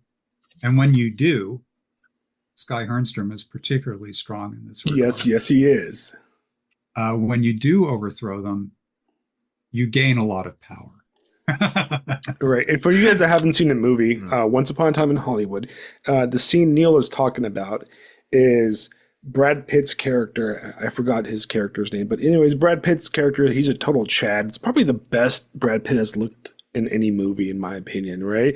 That scene when he's on the roof, like fixing the antenna or whatever and smoking a cigarette almost turned me gay. And I was like, okay, I see why women love Brad Pitt. You know, guy's like 60 years old and he's rocking the six pack and he's out here chiefing a cigarette, working on an antenna on the roof. Either way, Brad Pitt's driving down either Sunset Boulevard or Santa Monica or one of the Hollywood Boulevard, and he sees one of the Manson girls, you know, and she's like this like ditzy kind of, you know, trampy looking, you know, trash digger girl, but she's pretty hot.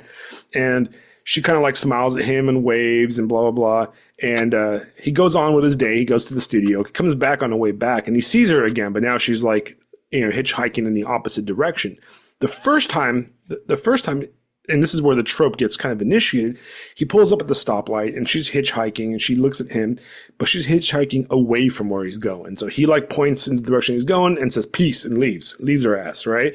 And you know, some like beta cuck would have turned around and given her a ride, you know, Brad. It's also strong because it remains cinematic. Right. There's no dialogue. There's no dialogue whatsoever.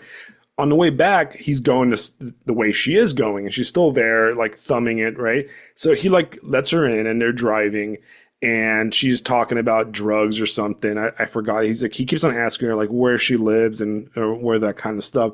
The point of that scene is really to let Brad Pitt's character know that they're staying at the Spawn Ranch, right? And that triggers the next scene, which is he goes to check out the Spawn Ranch because his friend runs the Spawn Ranch and he's worried about his friend because he can tell that these bitches be creepy, right? But there's a scene where she gives him a like a LSD laced cigarette and he puts it in his pocket, and that comes into the play later in the movie. But she gives him, she offers him like a blowjob or something like that. And he's like, you're not even like 18. He like calls her out right away, like no interest whatsoever. And that's where the trope was, because any other, you know, movie you'd have seen is he would have fallen for her probably the first time, but Quentin Tarantino does a double rejection, which really illustrates the character very well. And listen, I'm not a Quentin Tarantino ride or die kind of guy, right? There's a few of his movies I cannot fucking stand. I hate Inglourious Bastards, and I hate The Hateful Eight, and I think Kill Bill has some bright moments there, but it overall is too long. Quentin Tarantino is an artist. He's a filmmaker who makes visual movies, and he fails when he forgets that he also has to edit them properly. They're sometimes too long and too drawn out. But Quentin Tarantino really fails when he steps out of his milieu, which is his milieu is Hollywood and crime. So he really works well when you really feel, you know, you got Reservoir Dogs, which is a Hollywood crime movie, Pulp Fiction, which is a Los Angeles crime movie, and you've got Jackie Brown, which is his best movie, but it's not even written by him. That movie's based on I believe a novel called Rum Punch by what's his name? You probably know who he is. James Ellroy. James Ellroy, right? And then he kind of goes off the deep end. And when he leaves Hollywood, when he leaves Los Angeles, he leaves what he knows. So it becomes the Los Angeles film version of The Subject, right? So he never made, like, Inglourious Basterds sucks because it's not really, okay, so it sucks and it doesn't suck. It's not really a war movie. It's not a movie about World War II. It's not a movie about Nazis and, you know, that whole thing. It's basically a movie about movies about World War II, right? Because that's his only frame of reference. And it goes the same for the Hateful Eight. He's not making a movie about the West. He's making a movie about Westerners. In a way, he fails in the same way a lot of like genre writers today will they'll write books, but their only frame of reference is like Dungeons and Dragons video games, as opposed to the actual tradition of fantasy or speculative fiction, right? So I think that's where he fails. But then he goes back to Once Upon a Time in Hollywood, and he's back at home. He's where he belongs in that movie, and he's really where he should have belonged the whole time. And I'm hoping that his next movie is going to stick to that. And I believe his next movie is about a movie critic, is kind of the plot, or at least the the idea behind it. So that might actually be good because he's not going off the deep end like doing a sci-fi, or something like that. He's sticking to that was some glorious Tarantino spurting. right. That was almost to the level of his speech about Goose and whatever. Oh yeah, yeah. I mean, look. Okay, I have a fondness for Tarantino, and look, the reason I do is because his fucking movies are exactly where I grew up, right? Like when he in Jackie Brown, right? The mall scene, they go to the mall or whatever. That's at the Del Amo Mall. I used to go to the Del Amo Mall as like my mom would go there with me and my dad, and then I'd drive there to the Del Amo Mall when I had a car, and I know where the Del Amo Mall was, and that's like, that's where I grew up, right? So there's a level of like I feel those streets, and he shows like a Los Angeles, kind of a grimier, grosser Los Angeles that's more real than even like your rap video Los Angeles, which is also a fantasy that never really existed, right? And that's why I do like Tarantino to a certain degree. But I think it was Sky, actually, Schuyler Hernstrom, the author Schuyler Hernstrom, in one of our kind of private chats that said that Quentin Tarantino writes violence like a dude that's never been punched, right? and I think that's true. You look at the guy, and he does. His violence is cinematic violence. None of the violence ever, with the exception of maybe the initial Reservoir Dogs, his violence always feels fake, and that's okay though, because he is not. He's a movie fan, movie maker, a movie fan filmmaker. Like every one of his scenes and every one of his movies is a reference to something else or a subtext from, even the outfits they wear. And, one movie of his that is completely underrated, in my opinion, is Death Proof. All right. I really like that movie because Death Proof was great. Yeah. I thought it was, it's such a great movie because that was more Quentin Tarantino than something like Hateful Eight or because it's got these like hot girls talking dirty and driving fast cars and punching people in the face. And that was cool. I don't know why. I like that movie a lot. And I saw it when it was Grindhouse. Yeah. It was the Grindhouse, the double feature thing. And I saw that and I hated Grindhouse. We should do some business here. The film rights to Shagduk and Ursula of Ulm are still available, but they won't be forever. So I don't know, Jackson, who's the director you see? I think Richard Linklater, probably we could get him interested. Who would direct Shagduk, man? Who would be the Shagduk director? Because of his Texas connections, I think he would get that aspect of it. I'd have to go with him. You're right.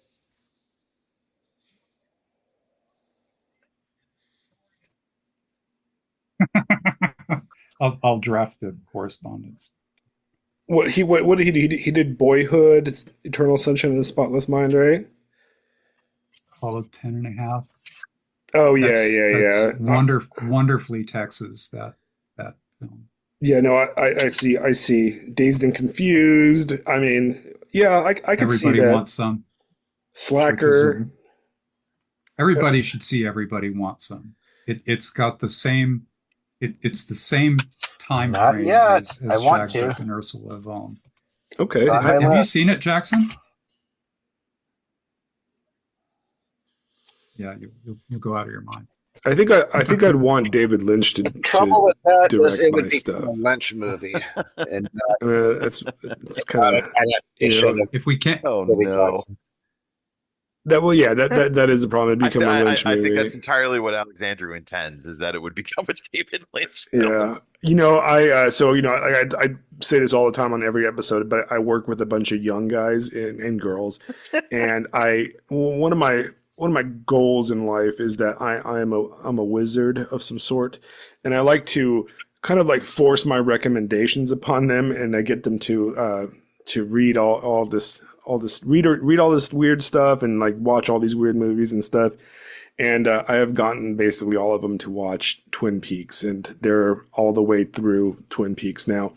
I think that most of them are on the third season now. They just finished the prequel movie in between the Fire Walk with Me.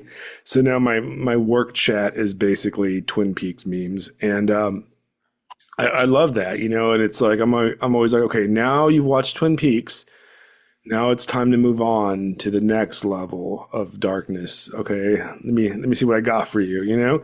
I did many years ago when I was navying around all over the Pacific.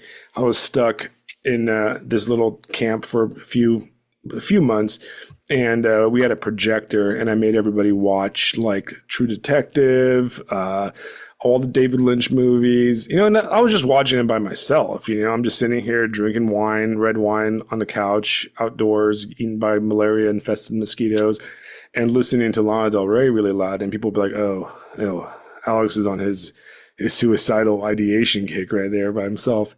But then I would put on a movie at this projector we had, and I would link it up to my laptop, and, True Detective started, and one guy sat down and another guy sat down, and then it became like we watched it through in like 2 days, and then we moved on to Mulholland Drive, and then just every weird movie I could think of that I had on my hard drive at that time.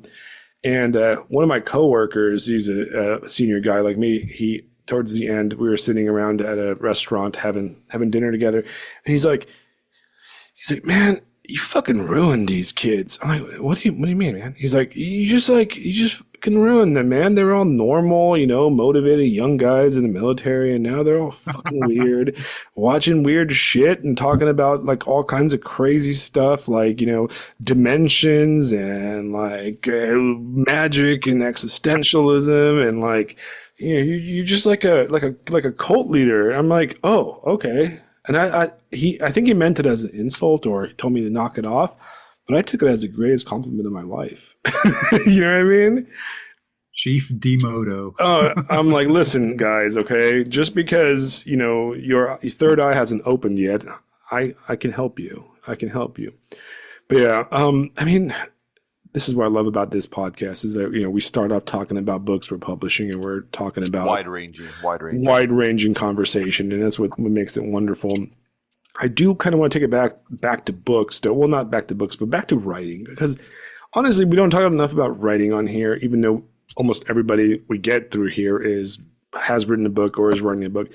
I think that when the indie kind of thing started off, and this is like back in like when sci-fi was going through the whole sad puppy nonsense and all that stuff, the problem of that era was that there was really nothing good. It was just, sorry guys, there's nothing really good on the indie side, right?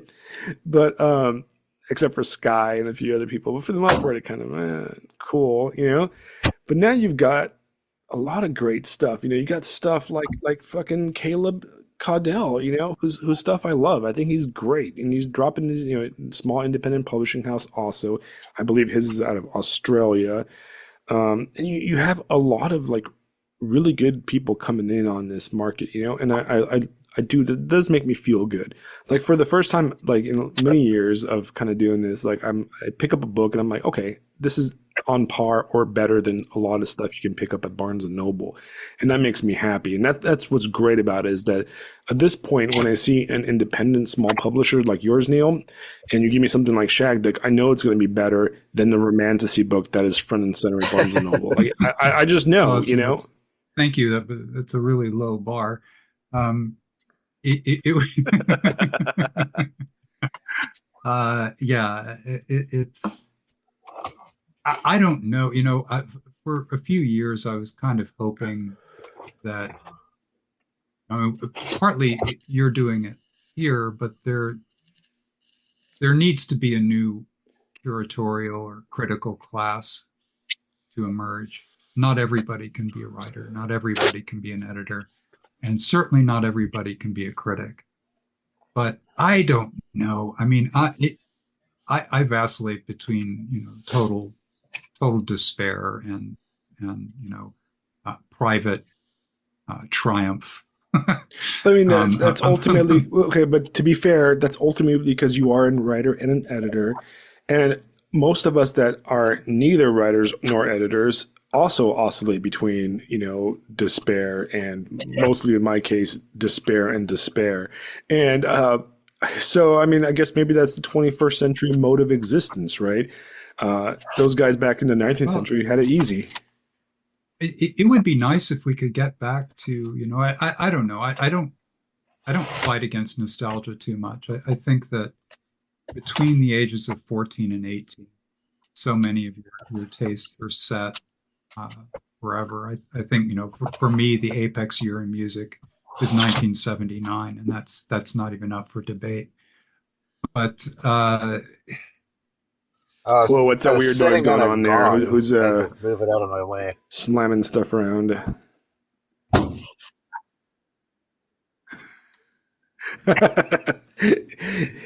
What do we got in 1979? All right, I'm gonna take that.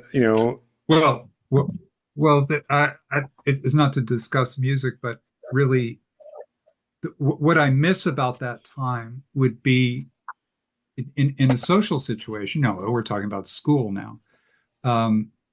You would see your buddy on Monday morning, and you would perform whatever skit was best on Saturday Night Live the weekend before, right? But without even saying, "Oh, hey, did you see SNL?" You would just start doing it, right? There was a common there's common cultural shorthand in a way that doesn't exist anymore. Right. Like you keep mentioning this mysterious person, Taylor Swift, of whom I've only heard you speak. But it seems to be a very isolated phenomenon. If you know, you know. But it's not something. What I'm saying is that audiences are so narrowly selected. Right. No, you're right. And I think Bret Easton Ellis in his book, his like nonfiction book White, he talks about this, and he calls it the empire, and it is definitely the era where something happened, or you saw a TV show, or everybody went to the movies on a Friday night because that's what you did, and everybody went and saw Jaws that just came out, and then that's what everybody's talking about. Hey, but you know what? I don't think it's all gone, right? I just think it's different now. So I mean, Fisto, like, do your kids talk about stuff? They are all over the place, dude. They're shattered. I never know what anybody's going to be talking about until they talk about it. I mean, when I say that, I mean, you'll have like 5 or 6 talking about this thing. You'll have 5 or 6 talking about this thing. You'll have 5 or 6 talking about this thing. Maybe I'm too old and I just can't follow. But let me put it this way. On Fridays, so I always have music playing in my class when they do work, right? When they're working on their own. And at Fridays, I let them pick the music. I never know what they're going to throw out. And like, I've discovered, this might be a fun way for me to discover new music. Just stuff, like finding things on YouTube. Like, where on earth did you find this? What even is this? I mean, geez, I had the one kid that one day who was like, hey, how about the Smiths? Sorry, what? You're a Zoomer? Listen to the Smiths? All right, let's do it. It's funny because I got a Zoomer that I work with that's not even 21 yet, and he is. And the best thing about him is that he's a black dude from Louisiana, from New Orleans, and he is a Smiths guy, and he knows everything. Like when I put the Smiths on, he's like, "Oh, hey, it's fucking the Smiths." I'm like, "What? What?" And I was shocked for a second. I can't think of a common thread between any of them, honestly. Call of Duty came out, so they're probably going to be talking about Call of Duty tomorrow. Even computer games. Like, Friday we were doing the homecoming stuff, and I was in line joking about video games with some kids, and one of them brought up Fortnite, one of them brought up Call of Duty, somebody brought up some other thing. It's not like the water cooler where, hey, did you play the new Halo or whatever? And yeah, I was there. Everybody's got that common language. Right. I don't know, man. And maybe that's me. Maybe it's me, but. No, you're right. I mean, we're living in a cultural shattering, where it's very shattered, and it's almost a paradox, right? Because in the history of humanity, we've never been more interconnected by technology and able to communicate, right? I mean, look at this right now. We're talking from South Carolina, California, Florida, and France. Right. And we're having a conversation. So we are more connected than ever. And we can have these conversations, yet our our psychic space, our psychic sphere, basically of media and entertainment and society is completely shattered to where we have nothing in common. We have nothing to talk about. Right, and it's interesting and it's terrifying. I want to ask you guys, actually, I want to ask you and Neil, right, because I find that interesting. And Jackson, you can always hop in, but you'll see why I'm asking these guys, right? And so I want to talk about writing specifically, right? And writing as a creative art form. And okay, this taps in editorial work and education. I mean, can you teach writing? Can you teach somebody to write a novel? Can you educate a novelist? Or is writing fiction, for example, a novel that has any real value, any staying power? You need value? both. Is that something that is an innate talent, Yeah, you need to have both. There's got to be some talent. There's got to be a knack for it. Both? Some people are just born storytellers. They usually need an editor. But I've learned so much from Neil, for example. He arguably taught me how to write a novel.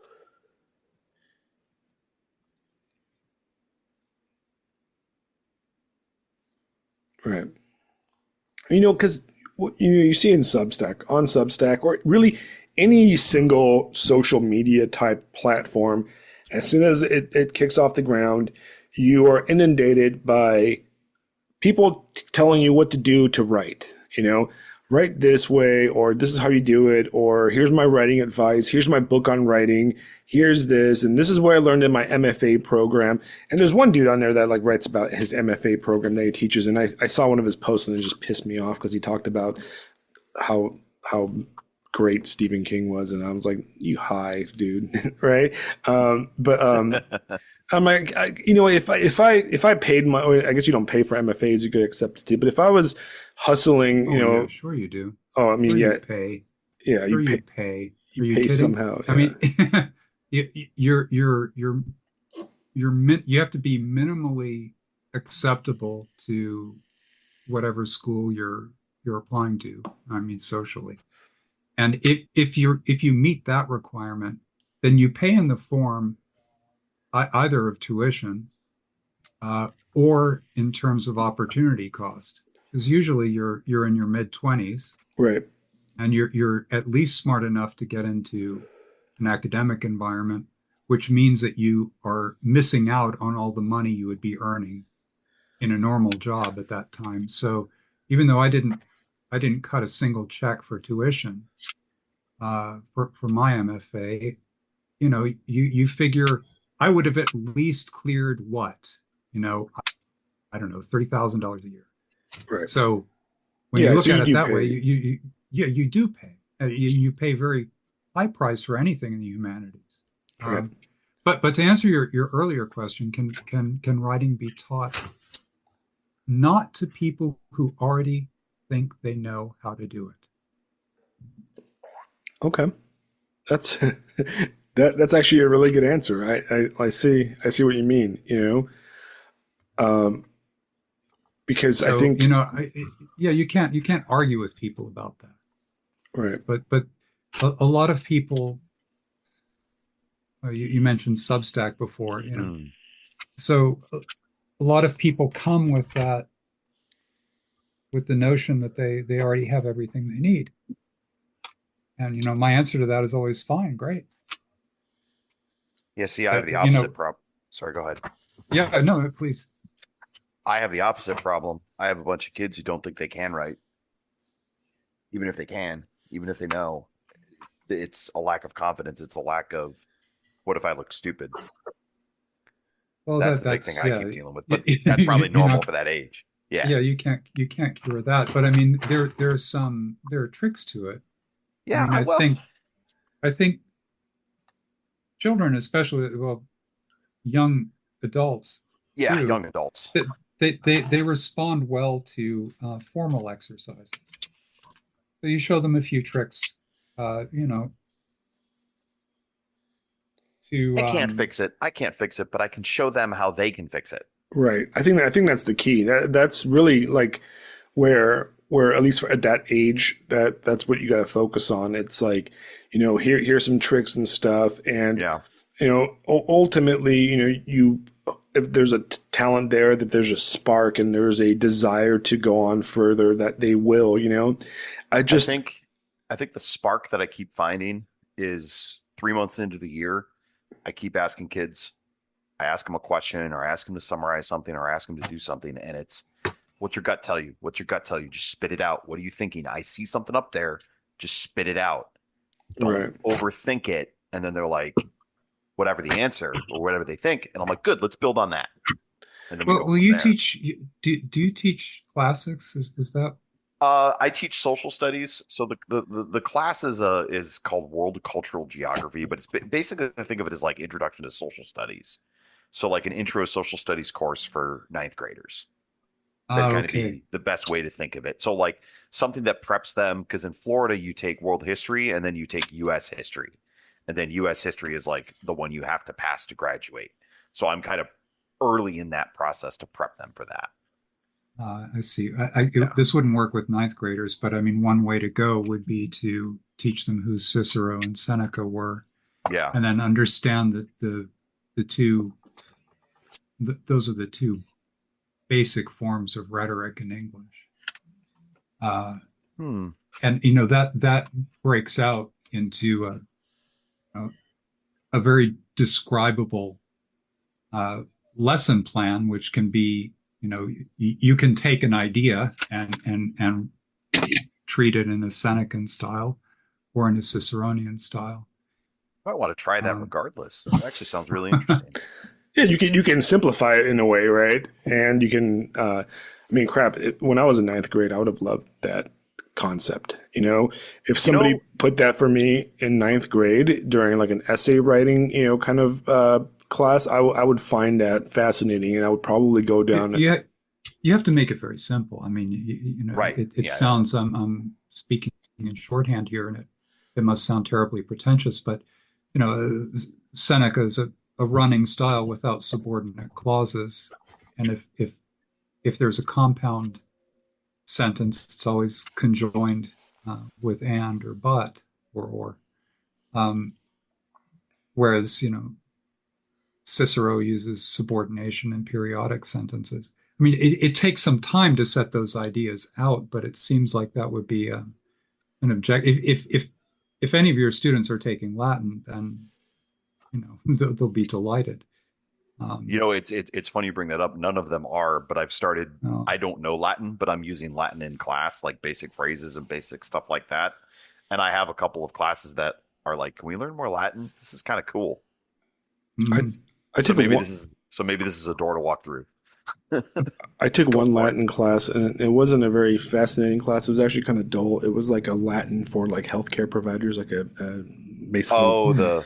Latin, the words, Latin for medical terminology, which it was fucking painful. It was dull. I mean, it came useful to me, but it's pretty dull. But I mean, that's a fantastic way of looking things, and like, see what I mean? This is where I like this podcast, because we start talking about cool stuff like this. But yeah, one of the things that like bothers me I try to read new stuff. Okay. If I see something on, I don't know, I've been reading the London Review of Books, and I try to keep up with like stuff out of New York that's like, fresh or gets mentioned and stuff. And a lot of the stuff is obviously MFA, like post MFA young writers. And one thing I notice in a lot of it is that they have nothing to say, and I see this in a lot of people send me their stories, their short stories. A lot of people send me their novels, because I talk about books a lot online. So the people, I guess, send me their stuff. And I start reading them, and I realize that, like, okay, this is cool plot, man. This is, decent characters. But what are you saying? Like what's going on here? What's the point of all this, right? I'm not just going to read this for like, an entertainment, because what you're competing with, if you have nothing to say, you're competing with Call of Duty. All right. Because if I just want entertainment from left to right, from beginning to end, then I might as well just play Call of Duty with my friends, right? Which is not a bad way to spend a Friday night with a 6-pack of beer and like a headset on and you're just talking shit to people, right? That's an even better way than just reading a book because you're being social while you're doing it, and you're getting the same level of storyline. So that's why I kind of like, I'm at the point where, you know, people will criticize me, go, "Oh, you tend to be kind of a snob when it comes to what you like to read or what you want to write about." And the question is, yes, I am kind of a snob. And the reason is because when it comes to like fun, adventure, straightforward, unthinking media, guess what? Marvel does it better than you because it's visual. Call of Duty does it better than you because it's visual and tactile and interactive, right? So you need to, as a writer in this era, you're not just competing with other writers or comic books or any of that kind of stuff. You're competing with at your fingertips, constant, visual interactive stimulation, right? And, we've talked about, for example, Cyberpunk, right? The video game 2077. And Cyberpunk, the video game, its storyline and the way you interact with it is as good as a lot of great science fiction novels I've read. And not only does it have the visual and the game aspect and interactive aspect, it also has a storyline, a plot line that deals with some really in-depth themes that are above and beyond what you find in most science fiction novels that are being published today, right? So the question is, when and this is something that I want to tell writers, if you're listening to this, if you're writing right now, when I am offering your book, right, your science fiction novel to one of my coworkers that's 21, what does your novel, why is it better than Cyberpunk 2077? All right. Why is it better than some of the other video games that they play that have really complex, in-depth storylines? So that's who you're competing with for the brains of these 20-year-olds, right? Or these 18-year-olds, because you got to say something, man. And the problem, what I've noticed with a lot of the MFA type people is that they haven't done anything in their life except go to college, and there's only so much of the MFA lifestyle that you can really enjoy if you're not somebody that goes to college. And, we look at the statistics of college education right now, and for the first time in history, we are reaching a supermajority of females dominating college. So, I mean, my lifetime, like when, you went to college, Fisto, right? Yeah. We were probably at a majority of female graduates, right? Probably a little bit less when Neil and Jackson went to college. But my age range, we had a majority of female graduates. Well, the generation graduating, in June or getting their bachelor's in June, we're looking at a super majority of females, right? So if those are the people that are graduating, going to these MFA programs, we're going to have a literary landscape that is completely dominated by females, writing about females going to college. All right. And that's, I don't know. I don't know that that's, I mean, I don't know that that's true. I mean, there are other subjects, and subjects become exhausted. I mean, we're still living through. Do you know who Candace Bushnell is? Mm-hmm. Yeah, okay. Candace Bushnell first showed up on my radar in the pages of the New York Observer, which was the weekly cultural page that Hilton Kramer used to publish. And she wrote this little column that was pretty funny, and every now and then you figured you would recognize someone you knew socially. And, it was very popular. Now, I don't know, there's a certain number of female writers who want to walk in the Manolo Blahniks of Candace Bushnell. Real intersection for people that are not familiar with who she is she is the author that Sex and the City is based off of. Am I right? Right. And so, yeah, we're still living in the cultural backwash of that. And that was that her column and the subsequent television shows went deeper than even Friends or Seinfeld. And we're still living with it. I guess I saw it coming in the mid 90s. It's like, this is really, we didn't spend our entire day on the internet in 1995. But the kind of reading that you do now on a screen, you would do in a rag like the New York Observer, and you just eat it up with a spoon. It was great as a weekly column. That was it was very witty. There were lots of things to suss out between the lines, and of course, once you make the transition to television, all of that goes away, and then it became aspirational. It was always a kind of lifestyle that you would look at. It was titillating, but also horrible. Right. But once it goes into television makes things aspirational. And, that kind of cultural phenomenon can't really get going anymore because there's just so much other product crowding it out. Right. So I don't think all the preponderance of female graduates, I don't know what they'll do. Who knows what they'll do? I think that creative writing programs are become gargantuan. I mean, in my cohort, I'm the exception. I don't teach in an academic environment. It doesn't seem possible to employ all of these people, but it's a reverse auction. I mean, there's more supply of Sex and the City type books.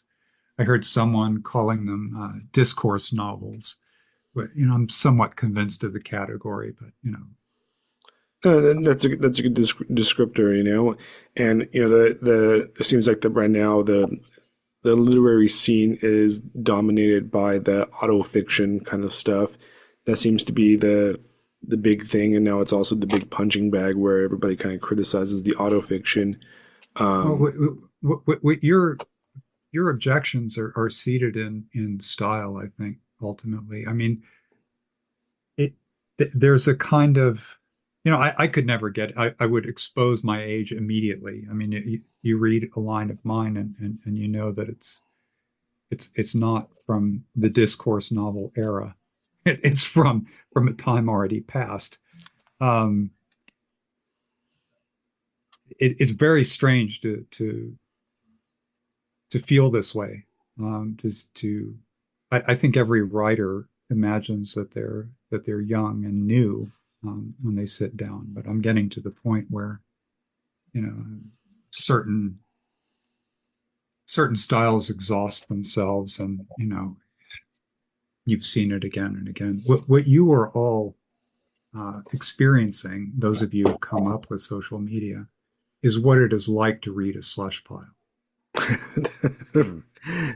It must have sucked, right?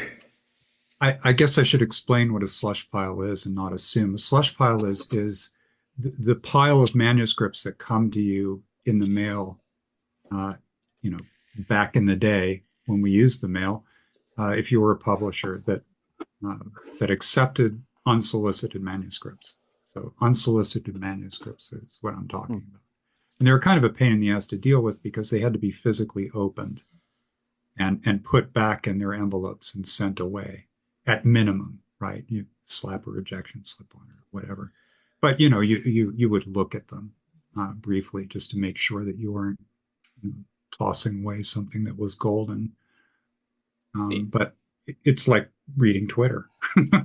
Right. So, I mean, okay. The metaphor, sorry, the metaphor made me laugh because I'm from Ohio and I immediately imagined the giant hills of snow that get pushed up into the corner of a parking lot. So, well, I think slush it as well. That's probably well said. I immediately imagine that as reading. Oh, God. Yep, See, that's It's a lost language now. Makes complete sense. Makes complete sense. How many manuscripts about Templars do you get? And it's like, oh, it always goes to the back to the Templars.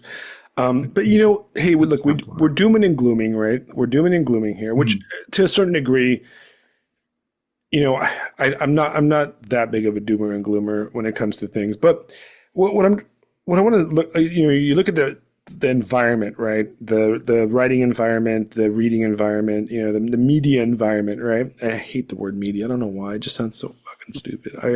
It sounds like you're an asshole when you use that word. Like people that use the word content, like, oh, I'm providing content, that just fucking pisses me off. It just grosses me out. I don't know why.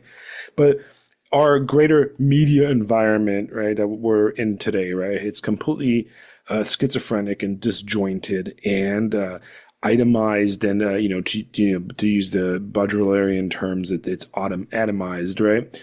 And we have so much stuff, but so little connections between the stuff, and it's all over the place.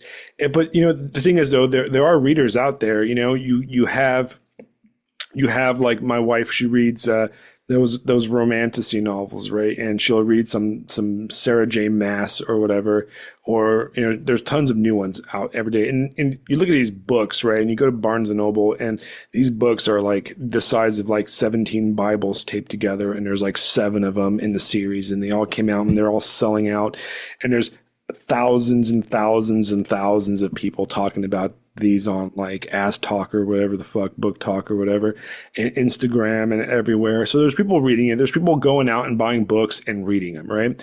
The question for us is, right, what are we doing? What are we doing? We're writing, we're putting out stuff, we're shouting into this void that's it's not a void, to be honest. It's worse than a void, right? It's like static. There's a complete digital transmission scrambling out there, right? And our hope is what? That we will find an audience, one of those like, if we build it, it will come type of mindsets. What is our goal, and how can we approach it? I think I'm pretty philosophical about this. I'd be interested to hear what Jackson has to say, because I think he's different. But briefly, I think that until the 1970s or thereabouts, you could write for money. And if you went at it seriously, you would have some reasonable expectation of not being rich, but making your life. After that, up until the 90s, you could write for prestige, and that publishing with a good press brought you prestige, which usually translated in terms of fiction into a creative writing job. It's something I would never really want to do. I'm very glad to have avoided that fate. I think now that that's exhausted, that has been exhausted. There are lots of reasons for that, but there's the kind of sameness that has set in, such that it doesn't seem prestigious anymore to publish with Random House or Knopf. It is prestigious, but it's prestigious in places that you probably don't want to be a member anyway. I think the last thing that the last redoubt for writing is respect among writers, and that's a very insular thing. It's where poetry was in the mid 90s. Only poets read poetry, and me. I read a lot of poetry, but they are. It's depressing to be around them in one way. If you go to a party where there are poets, and that there's, but it's also very pure. It goes back to the idea of musicians. That the only ones who are still around are those who have decided to write. So I think that's where writing, serious writing, even writing that is not just commodity, is going to be centered on the respect of other writers. Right. I don't see any. I don't envision any other goal. Jackson, what do you think about this, Yeah, man? I'm gonna put you on the spot, man. What do you write? What are you What am I posting scribbling online? into the digital void?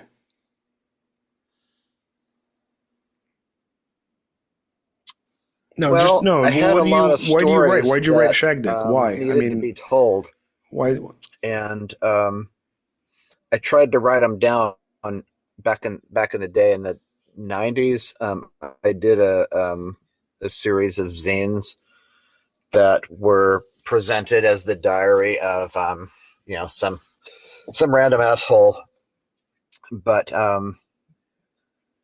later, when it was time to write Shagduck, I drew from that source material pretty heavily, and it's kind of surprising to me when I go back and read Shagduck that I just lifted it straight out of the zines that I wrote.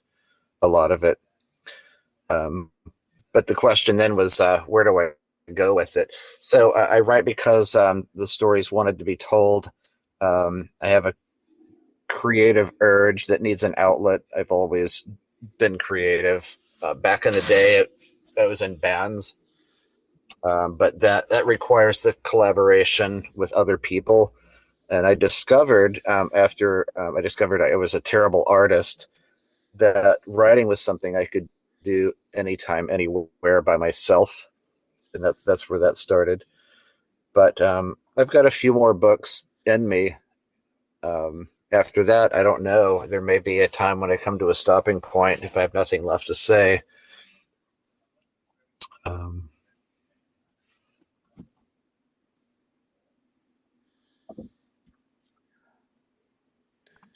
That's a very human way of putting it. Now you'll get a lot of writers, artists, or whatever that will say some stuff along the lines of, "Well, you know what? I write because I want to write, and I don't care if anybody ever reads my stuff." Right? Which I would say that's a honorable way of looking at things. It's a very very, I guess, maybe very Japanese way of doing things. Like, it'd be the equivalent of you spending all day working on your rock garden and raking your garden, and then the next day starting all over. Nobody's going to see it. Nobody's going to appreciate the beauty because it's transient. It's just transient and personal, right? And that, I think that's one good way of looking at it. I don't look at that this way, because you can ask the same questions like, what do you podcast? What do you Substack? Why are you writing stuff nonstop, Alex, right? And I think that in a way that I think we as humans yearn to connect creatively with other humans. And no matter what, we want to just infect the greater consciousness with even one viral load of our brain or of our thoughts, and, it might go big, it might not, but at least, spitting it out there into the void and letting it live independently of ourselves, and seeing if there's something that germinates in the greater cultural consciousness, even if it's for a second, even if it's for a blip. I think that's like an innate kind of like thing that all people, that whether it's musicians, writers, filmmakers, and stuff, have in common. And yes, we do live in a world that's very difficult to do any of that. And I'll say, I don't care if I make $1 off of anything I ever do, but I do want somebody to read it. I'm not going to lie. I want people to read. I want people to listen to this podcast and pick up Shagduck and go, "Hey man, that's a great book. Thank you." And now we share something in common, right? It's what humans are here for, right? Like, if, me and Fisto, we don't know each other in real life, right? But we share Neuromancer together now, right? Because boy. Right. And we share tons of other books we've read together. And I said this on my last podcast, and I think I've said it before numerous ones. My favorite line out of that, the recent Cormac McCarthy novel, right? The Passenger, was when one of the characters says that, the greatest thing about, somebody that shares, a few dozen books read in common shares something almost as thick as blood, or even thicker than blood, right? And that's true because we share a temporary, psychosphere kind of space, to use some woo language there.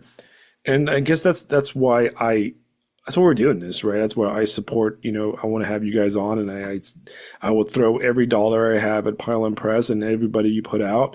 And I will do so for, Caleb Caudell and Lisa Kuznak and everybody that I meet who I think has something to say, at least in for a minute, for a second, right? So maybe it's like a weird idealistic person, but it's very easy for some of us to slip into a doomer nihilism where we're like, well, it's over. There's never going to be a great writer, and it's all going to be freaking AI stupidity and Amazon slop, and I'm going to not ever do it, right?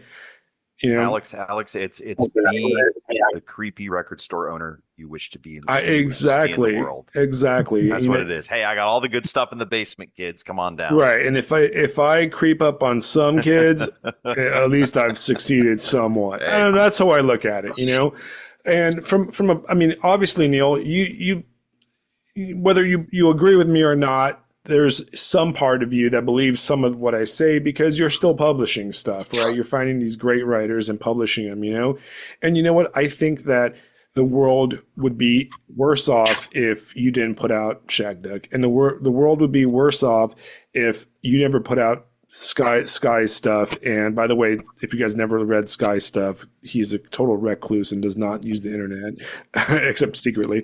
And he's some of the best sword and sorcery fantasy writer out there. I mean, I like the dude so much. I went and met him in Pittsburgh when I got a chance to go up there.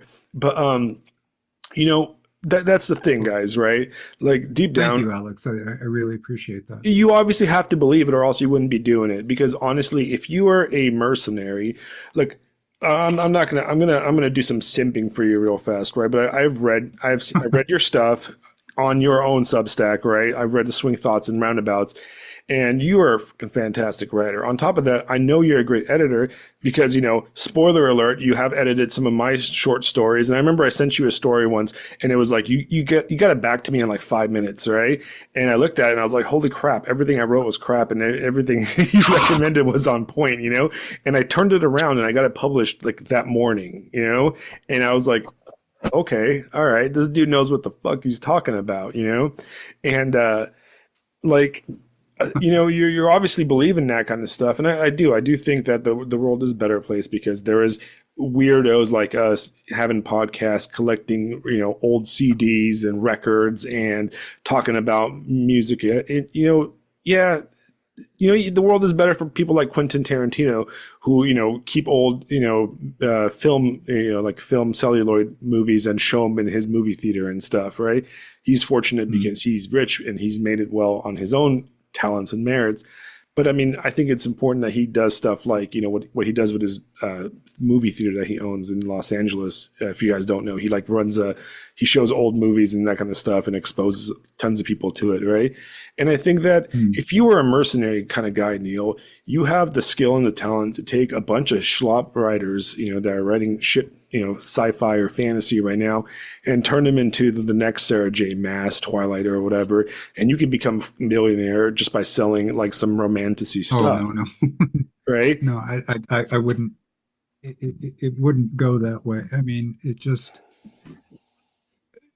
the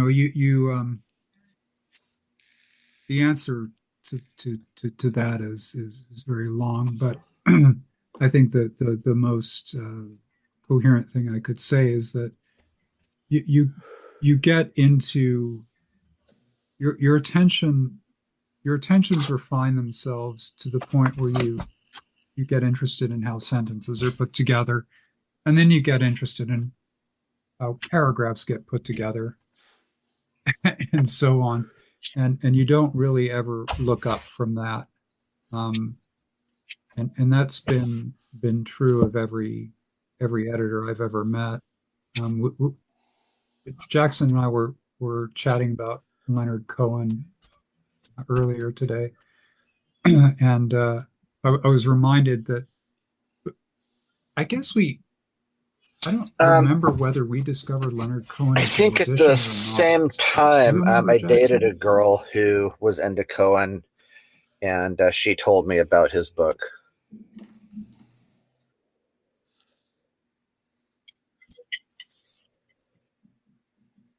Well, so I remember this really well. We ran down his first two novels. The first one's The called The other Favorite one I Game, never which read because the is, what's story the didn't other one? appeal to me. But favorite Oh, game, it's I so small. reread recently.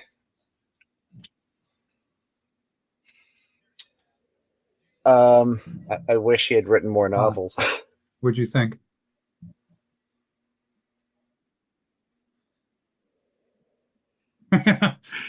It's a very good book. Anyway, years later, when I first started at Harcourt Brace, I met the editor in chief there, whose name was Corliss Smith. His nickname was Cork, and so I went into Cork's office, and he was just this lovely, diplomatic, effusive kind of fellow. And he had the cover of The Favorite Game up on his wall, and I looked at it and said, "Oh, I love that book." So yeah, well, it was one of the first books I published. um, so you were talking earlier about holding books in common. Um, I remember that moment so well because if I had been a little more cynical, I would have been, Eddie Haskell gone in there and seen that. But I had actually really read the book and really liked it, and he picked up on that as well. So we got on really well. Right. Anyway, No, and I think that is exactly what I'm talking about, right? It's like these connections and sharing this media together. Now we're approaching almost 3 hours of conversation, I think. So before we go, Jackson, okay, so for all the listeners, you can find Jackson's work at Pilum Press. That's the number one place. You'll find all the other cool stuff put out by Neil. And then you'll find Neil's Substack at Swing Thoughts and Roundabouts. If you're on Substack or you read Substacks, fiction specifically, that is a must read. It's probably one of my favorite Substacks out there. Just, I mean, the fact that you're sharing your writing as you're writing it. It makes me not want to share my stuff because my shit's so crappy compared to yours. But that's the best part. The best way to do it is like you're amazing.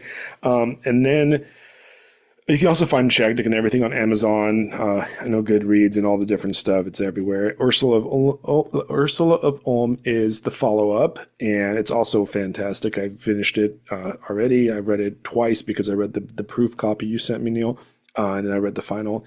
And what's next for you guys? What's next for you, Neil? What's next, Pilum-wise? For Pilum, I think I expect it's a race between Sky and Jackson for the next novel. I'll edit whichever comes in first, and since we're such a small publisher, it doesn't really make sense to organize things into seasons. So we just publish as things are finished.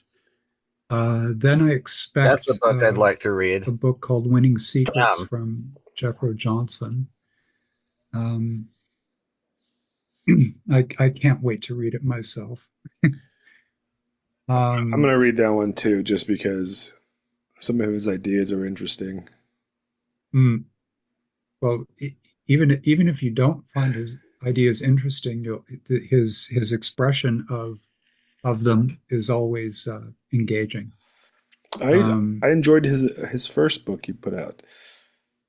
Oh, how to win at D&D. No, not from you guys. What was his old book?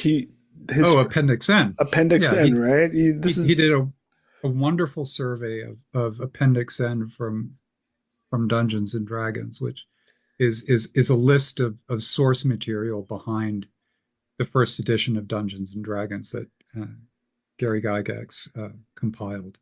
He read everything on there and wrote a really wonderful book. Yeah, he really got me into that book and his rants about it, and he really got me into Vance. To be honest, I was never a huge Vance guy until I read that Appendix N by Jeffro, and then I became kind of Vance devotee. Maybe not as much as like Lisa Kuznick is. I think Lisa Kuznick is her and like Skylar Hernstrom are the biggest Vance people around.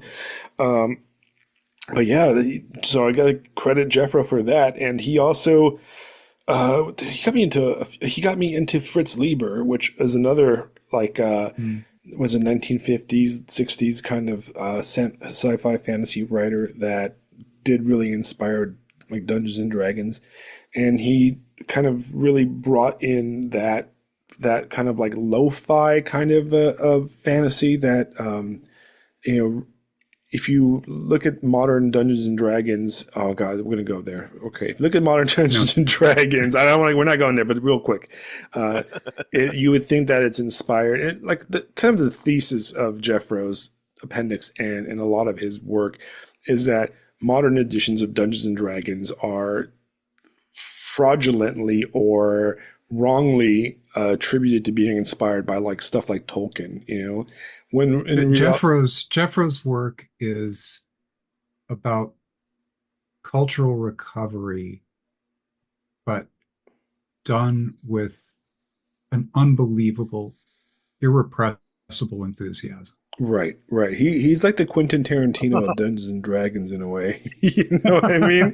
Right? His enthusiasm, right? But you know, his base thesis for people that are not familiar with his work is that, you know, when people think of Dungeons and Dragons or stuff inspired by Dungeons and Dragons, which is the worst thing ever because you shouldn't have things, whatever.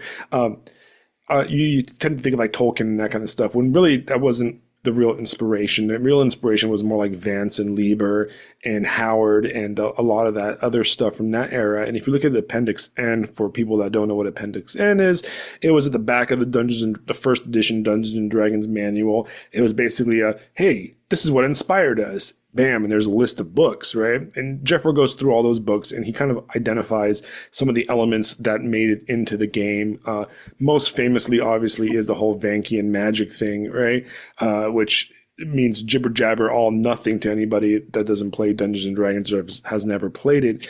But the inspirations are clearly there in the early game, and they're there really, you know, the tendrils of the early inspirations still exist in the contemporary game, but it gets ignored to our detriment, basically, is kind of what Jeffro's saying. And it's Jeffro's going to explain why all of this matters in Secrets. Right. The final thing we've got going is the fourth anthology in our New Voices series. So I try to bring out a yearly anthology of new shorter fiction, showcasing writers that I'm interested in. And that I don't know when in that sequence. It may be the next thing that we publish. I sort of send it to press once it's done. But it's an anthology, so it's a lot of correspondence and a lot of lifting that I don't want to do necessarily. But I love the anthologies, and if people, you know, I hesitate. I tend to reach out to writers who interest me in my, you know, wandering over the internet. But if you think I should publish you, well, then buy one of the anthologies, read it, see what we're up to, and then if what you're up to would vibe with that, then send it. You can find the address at the Pilum Press site. So that's what we have going, I guess. 4 books upcoming. How about you, Jackson? You're working on the final part of the Shagduk, right? And okay. So you got plenty on the table for Shagduk for old Steve and the librarian crew. I want to live up to readers' expectations, and the potential's there. So I'm just working hard to achieve it.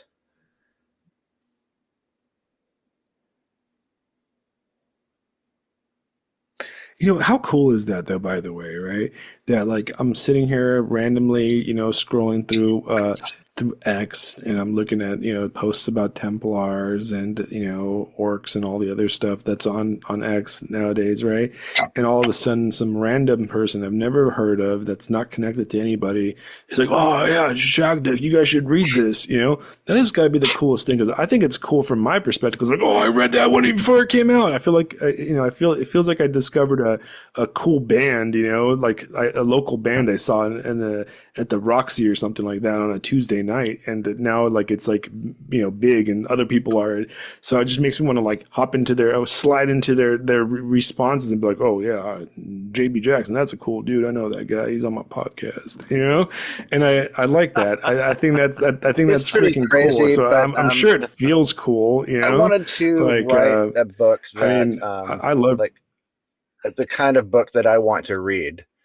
And I figure, well, I like to read all these other books and other people like them too. So it stands to reason that somebody's going to like to read what I'm writing, I guess. But I didn't expect the reception Shagdick got, but it's pretty cool.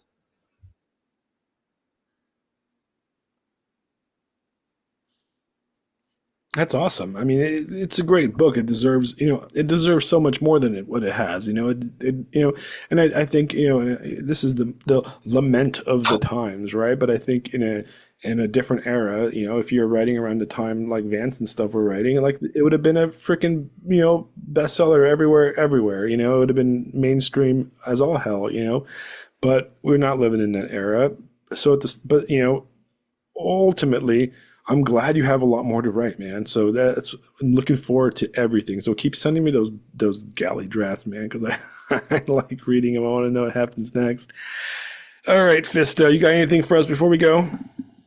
No, sirs. Really enjoyed the conversation. I learned a lot. You guys have given me some cool stuff to read, so I appreciate that. And thank you for spending the time. It was a real pleasure. Oh, nice. I look forward to reading your book, Jackson. I literally purchased it during the podcast, so it's on the way. Yeah, now I will link it. Actually, I went to go order that Leonard Cohen book just now on my phone. Yeah, that but it's not on Kindle, too. Man. It's not on Kindle. I had to order the paperback. I mean, you paid $22 for a new James Patterson novel. Check that guy out. Yeah. Cohen's fantastic. That's true. I don't know who that is, but that's cool. You paid $22 to Taylor Swift, so you might as well, right? Yeah, I think I paid $50 for. Yeah, so you got no room to talk about. No, dude. Listen, I paid $50. I paid $50. I paid $50. I already bought it, dude. I bought it. What are you talking about? Of course I bought it. I'm rich, motherfucker. Man. I'm a goddamn podcaster. I have so much money. You got that pod money. I got that pod. Wait a second. It's a free podcast, right? Yeah, right. But no, that explains my paycheck. Okay, zero, bro. I wasn't sure about that. Yeah, so I actually did drop $50 and I bought the limited edition pre-sale printing of the new upcoming Cure album on vinyl. All right, so that's going to be exciting. All right, $50 for some vinyl. But, what was it like? $4.99 on sale. How much was vinyl back in the day, Jackson? Well, what would you say? What's that inflation wise? Because right now, my groceries, I buy like a six pack of like LaCroix and like frozen pizza for $100 at Publix. But okay, so it's about. Well, no, Tom Petty's dead, so it would be like $150. Yeah, it's wild. It's insane. But yeah, so that's coming in the mail. So I don't have a problem buying. It's the Cure, though, man. I mean, come on. You know what writer? So I don't know if you listened to those 6 novels that I chose, Neil. One of the writers that I really wanted to put in on that list, and I just couldn't fit it in because it didn't vibe. Was what's his name? Oh my God, I'm mind blanking right now. British guy who wrote Crash. Ballard, you got me into Ballard, okay? And I've read so much Ballard, and the only reason I didn't put him on there was because I don't particularly love his style, but I love all his themes and everything. But God, man, like I wish there was a Ballard writing right now. I would buy all his stuff. There is a brand. there's a brand new Welbeck book that came out. Well, it came out. You probably already had it because it was in French originally, but it just got the translation of his latest novel got translated into English. I'm frightened of Welbeck. I've been avoiding him for ages. So I ordered it on my Kindle. It's sitting on my Kindle, and I can't open it because it's like I have to be in the right kind of depressed, like sexually deprived, deranged kind of mood to like read it. And it's like there's some novels that I love, and like I do enjoy Welbeck, or like for example like Celine's like Journey to the End of the Night. It's a novel that you have to be in the proper mindset to read, and it's like I'm just not into it. I need to go see a psychiatrist first and get some medication, and then be like be like leveled a bit. I'm too much of a manic phase for Celine right now, so there's no rereading of that. And then Welbeck, I'm gonna Welbeck reads like you're chewing Zoloft, and it's a good thing actually, but also a bad thing. But anyways, protect yourself. Yeah, I'm just not. I'm not healthy enough to read Welbeck right now, so it's gonna have to wait until, And I had this conversation with another Substacker that I want to have a guest, the guy Astral, and he actually said the same exact thing. And he's like, "I got it. I haven't read it yet. I just got too much brain stuff right now." But for you guys listeners, once again, first of all, thank you very much for all the guests that came on today. You guys are wonderful. Yeah, guys, thank you. Pilum Press is awesome. Go read it. For you dorks that don't know what Pilum is, it's basically the short spear that the Roman legions used to stab people in the face during their formations. Am I right, Neil? Well, they're jamming it in their shields. Yeah, jamming it in their shield. Yeah. Yeah. All right, so it's a little tiny spear. And once again, if you're listening to this podcast, please like, share, and discuss on Substack, on Spotify, YouTube. You don't have to listen to this podcast on Spotify. If you look in the corner of the webpage, there's a little button that has like all the different ways to stream it. And then if you like it on like Spotify, every episode will appear on Spotify. But please do that because it does spread out like our visibility, and allows us to get these great conversations out to everybody. And ultimately, the goal of this place is to kind of spread and fight against the atomization of our, cultural milieu. Now, for the podcast itself, there's some cool stuff coming up. I believe on Tuesday, we're going to record a Halloween episode. We're going to talk about horror and I got a lot to say about horror fiction. I know Alexander Helene wrote a post about slasher films and what he thinks about them, and I tend to agree with him. I got a bunch of notes for that one. The following day, I am going to record another podcast with a guest, and you'll have to wait and see who that is. And I got another podcast guest next Sunday, so I'm just knocking them out. Everybody wants to talk to me, and very soon in the very near future, we're going to complete season 1 of the podcast. And we do some little bit of retooling on format and maybe pull out some brand new microphone and stuff and start season 2. I think that's a good way to kind of organize it. And I do plan on having some changes and some new ideas for everybody. So stay tuned for that. Thank you. But until then, thank you very much and have a good night.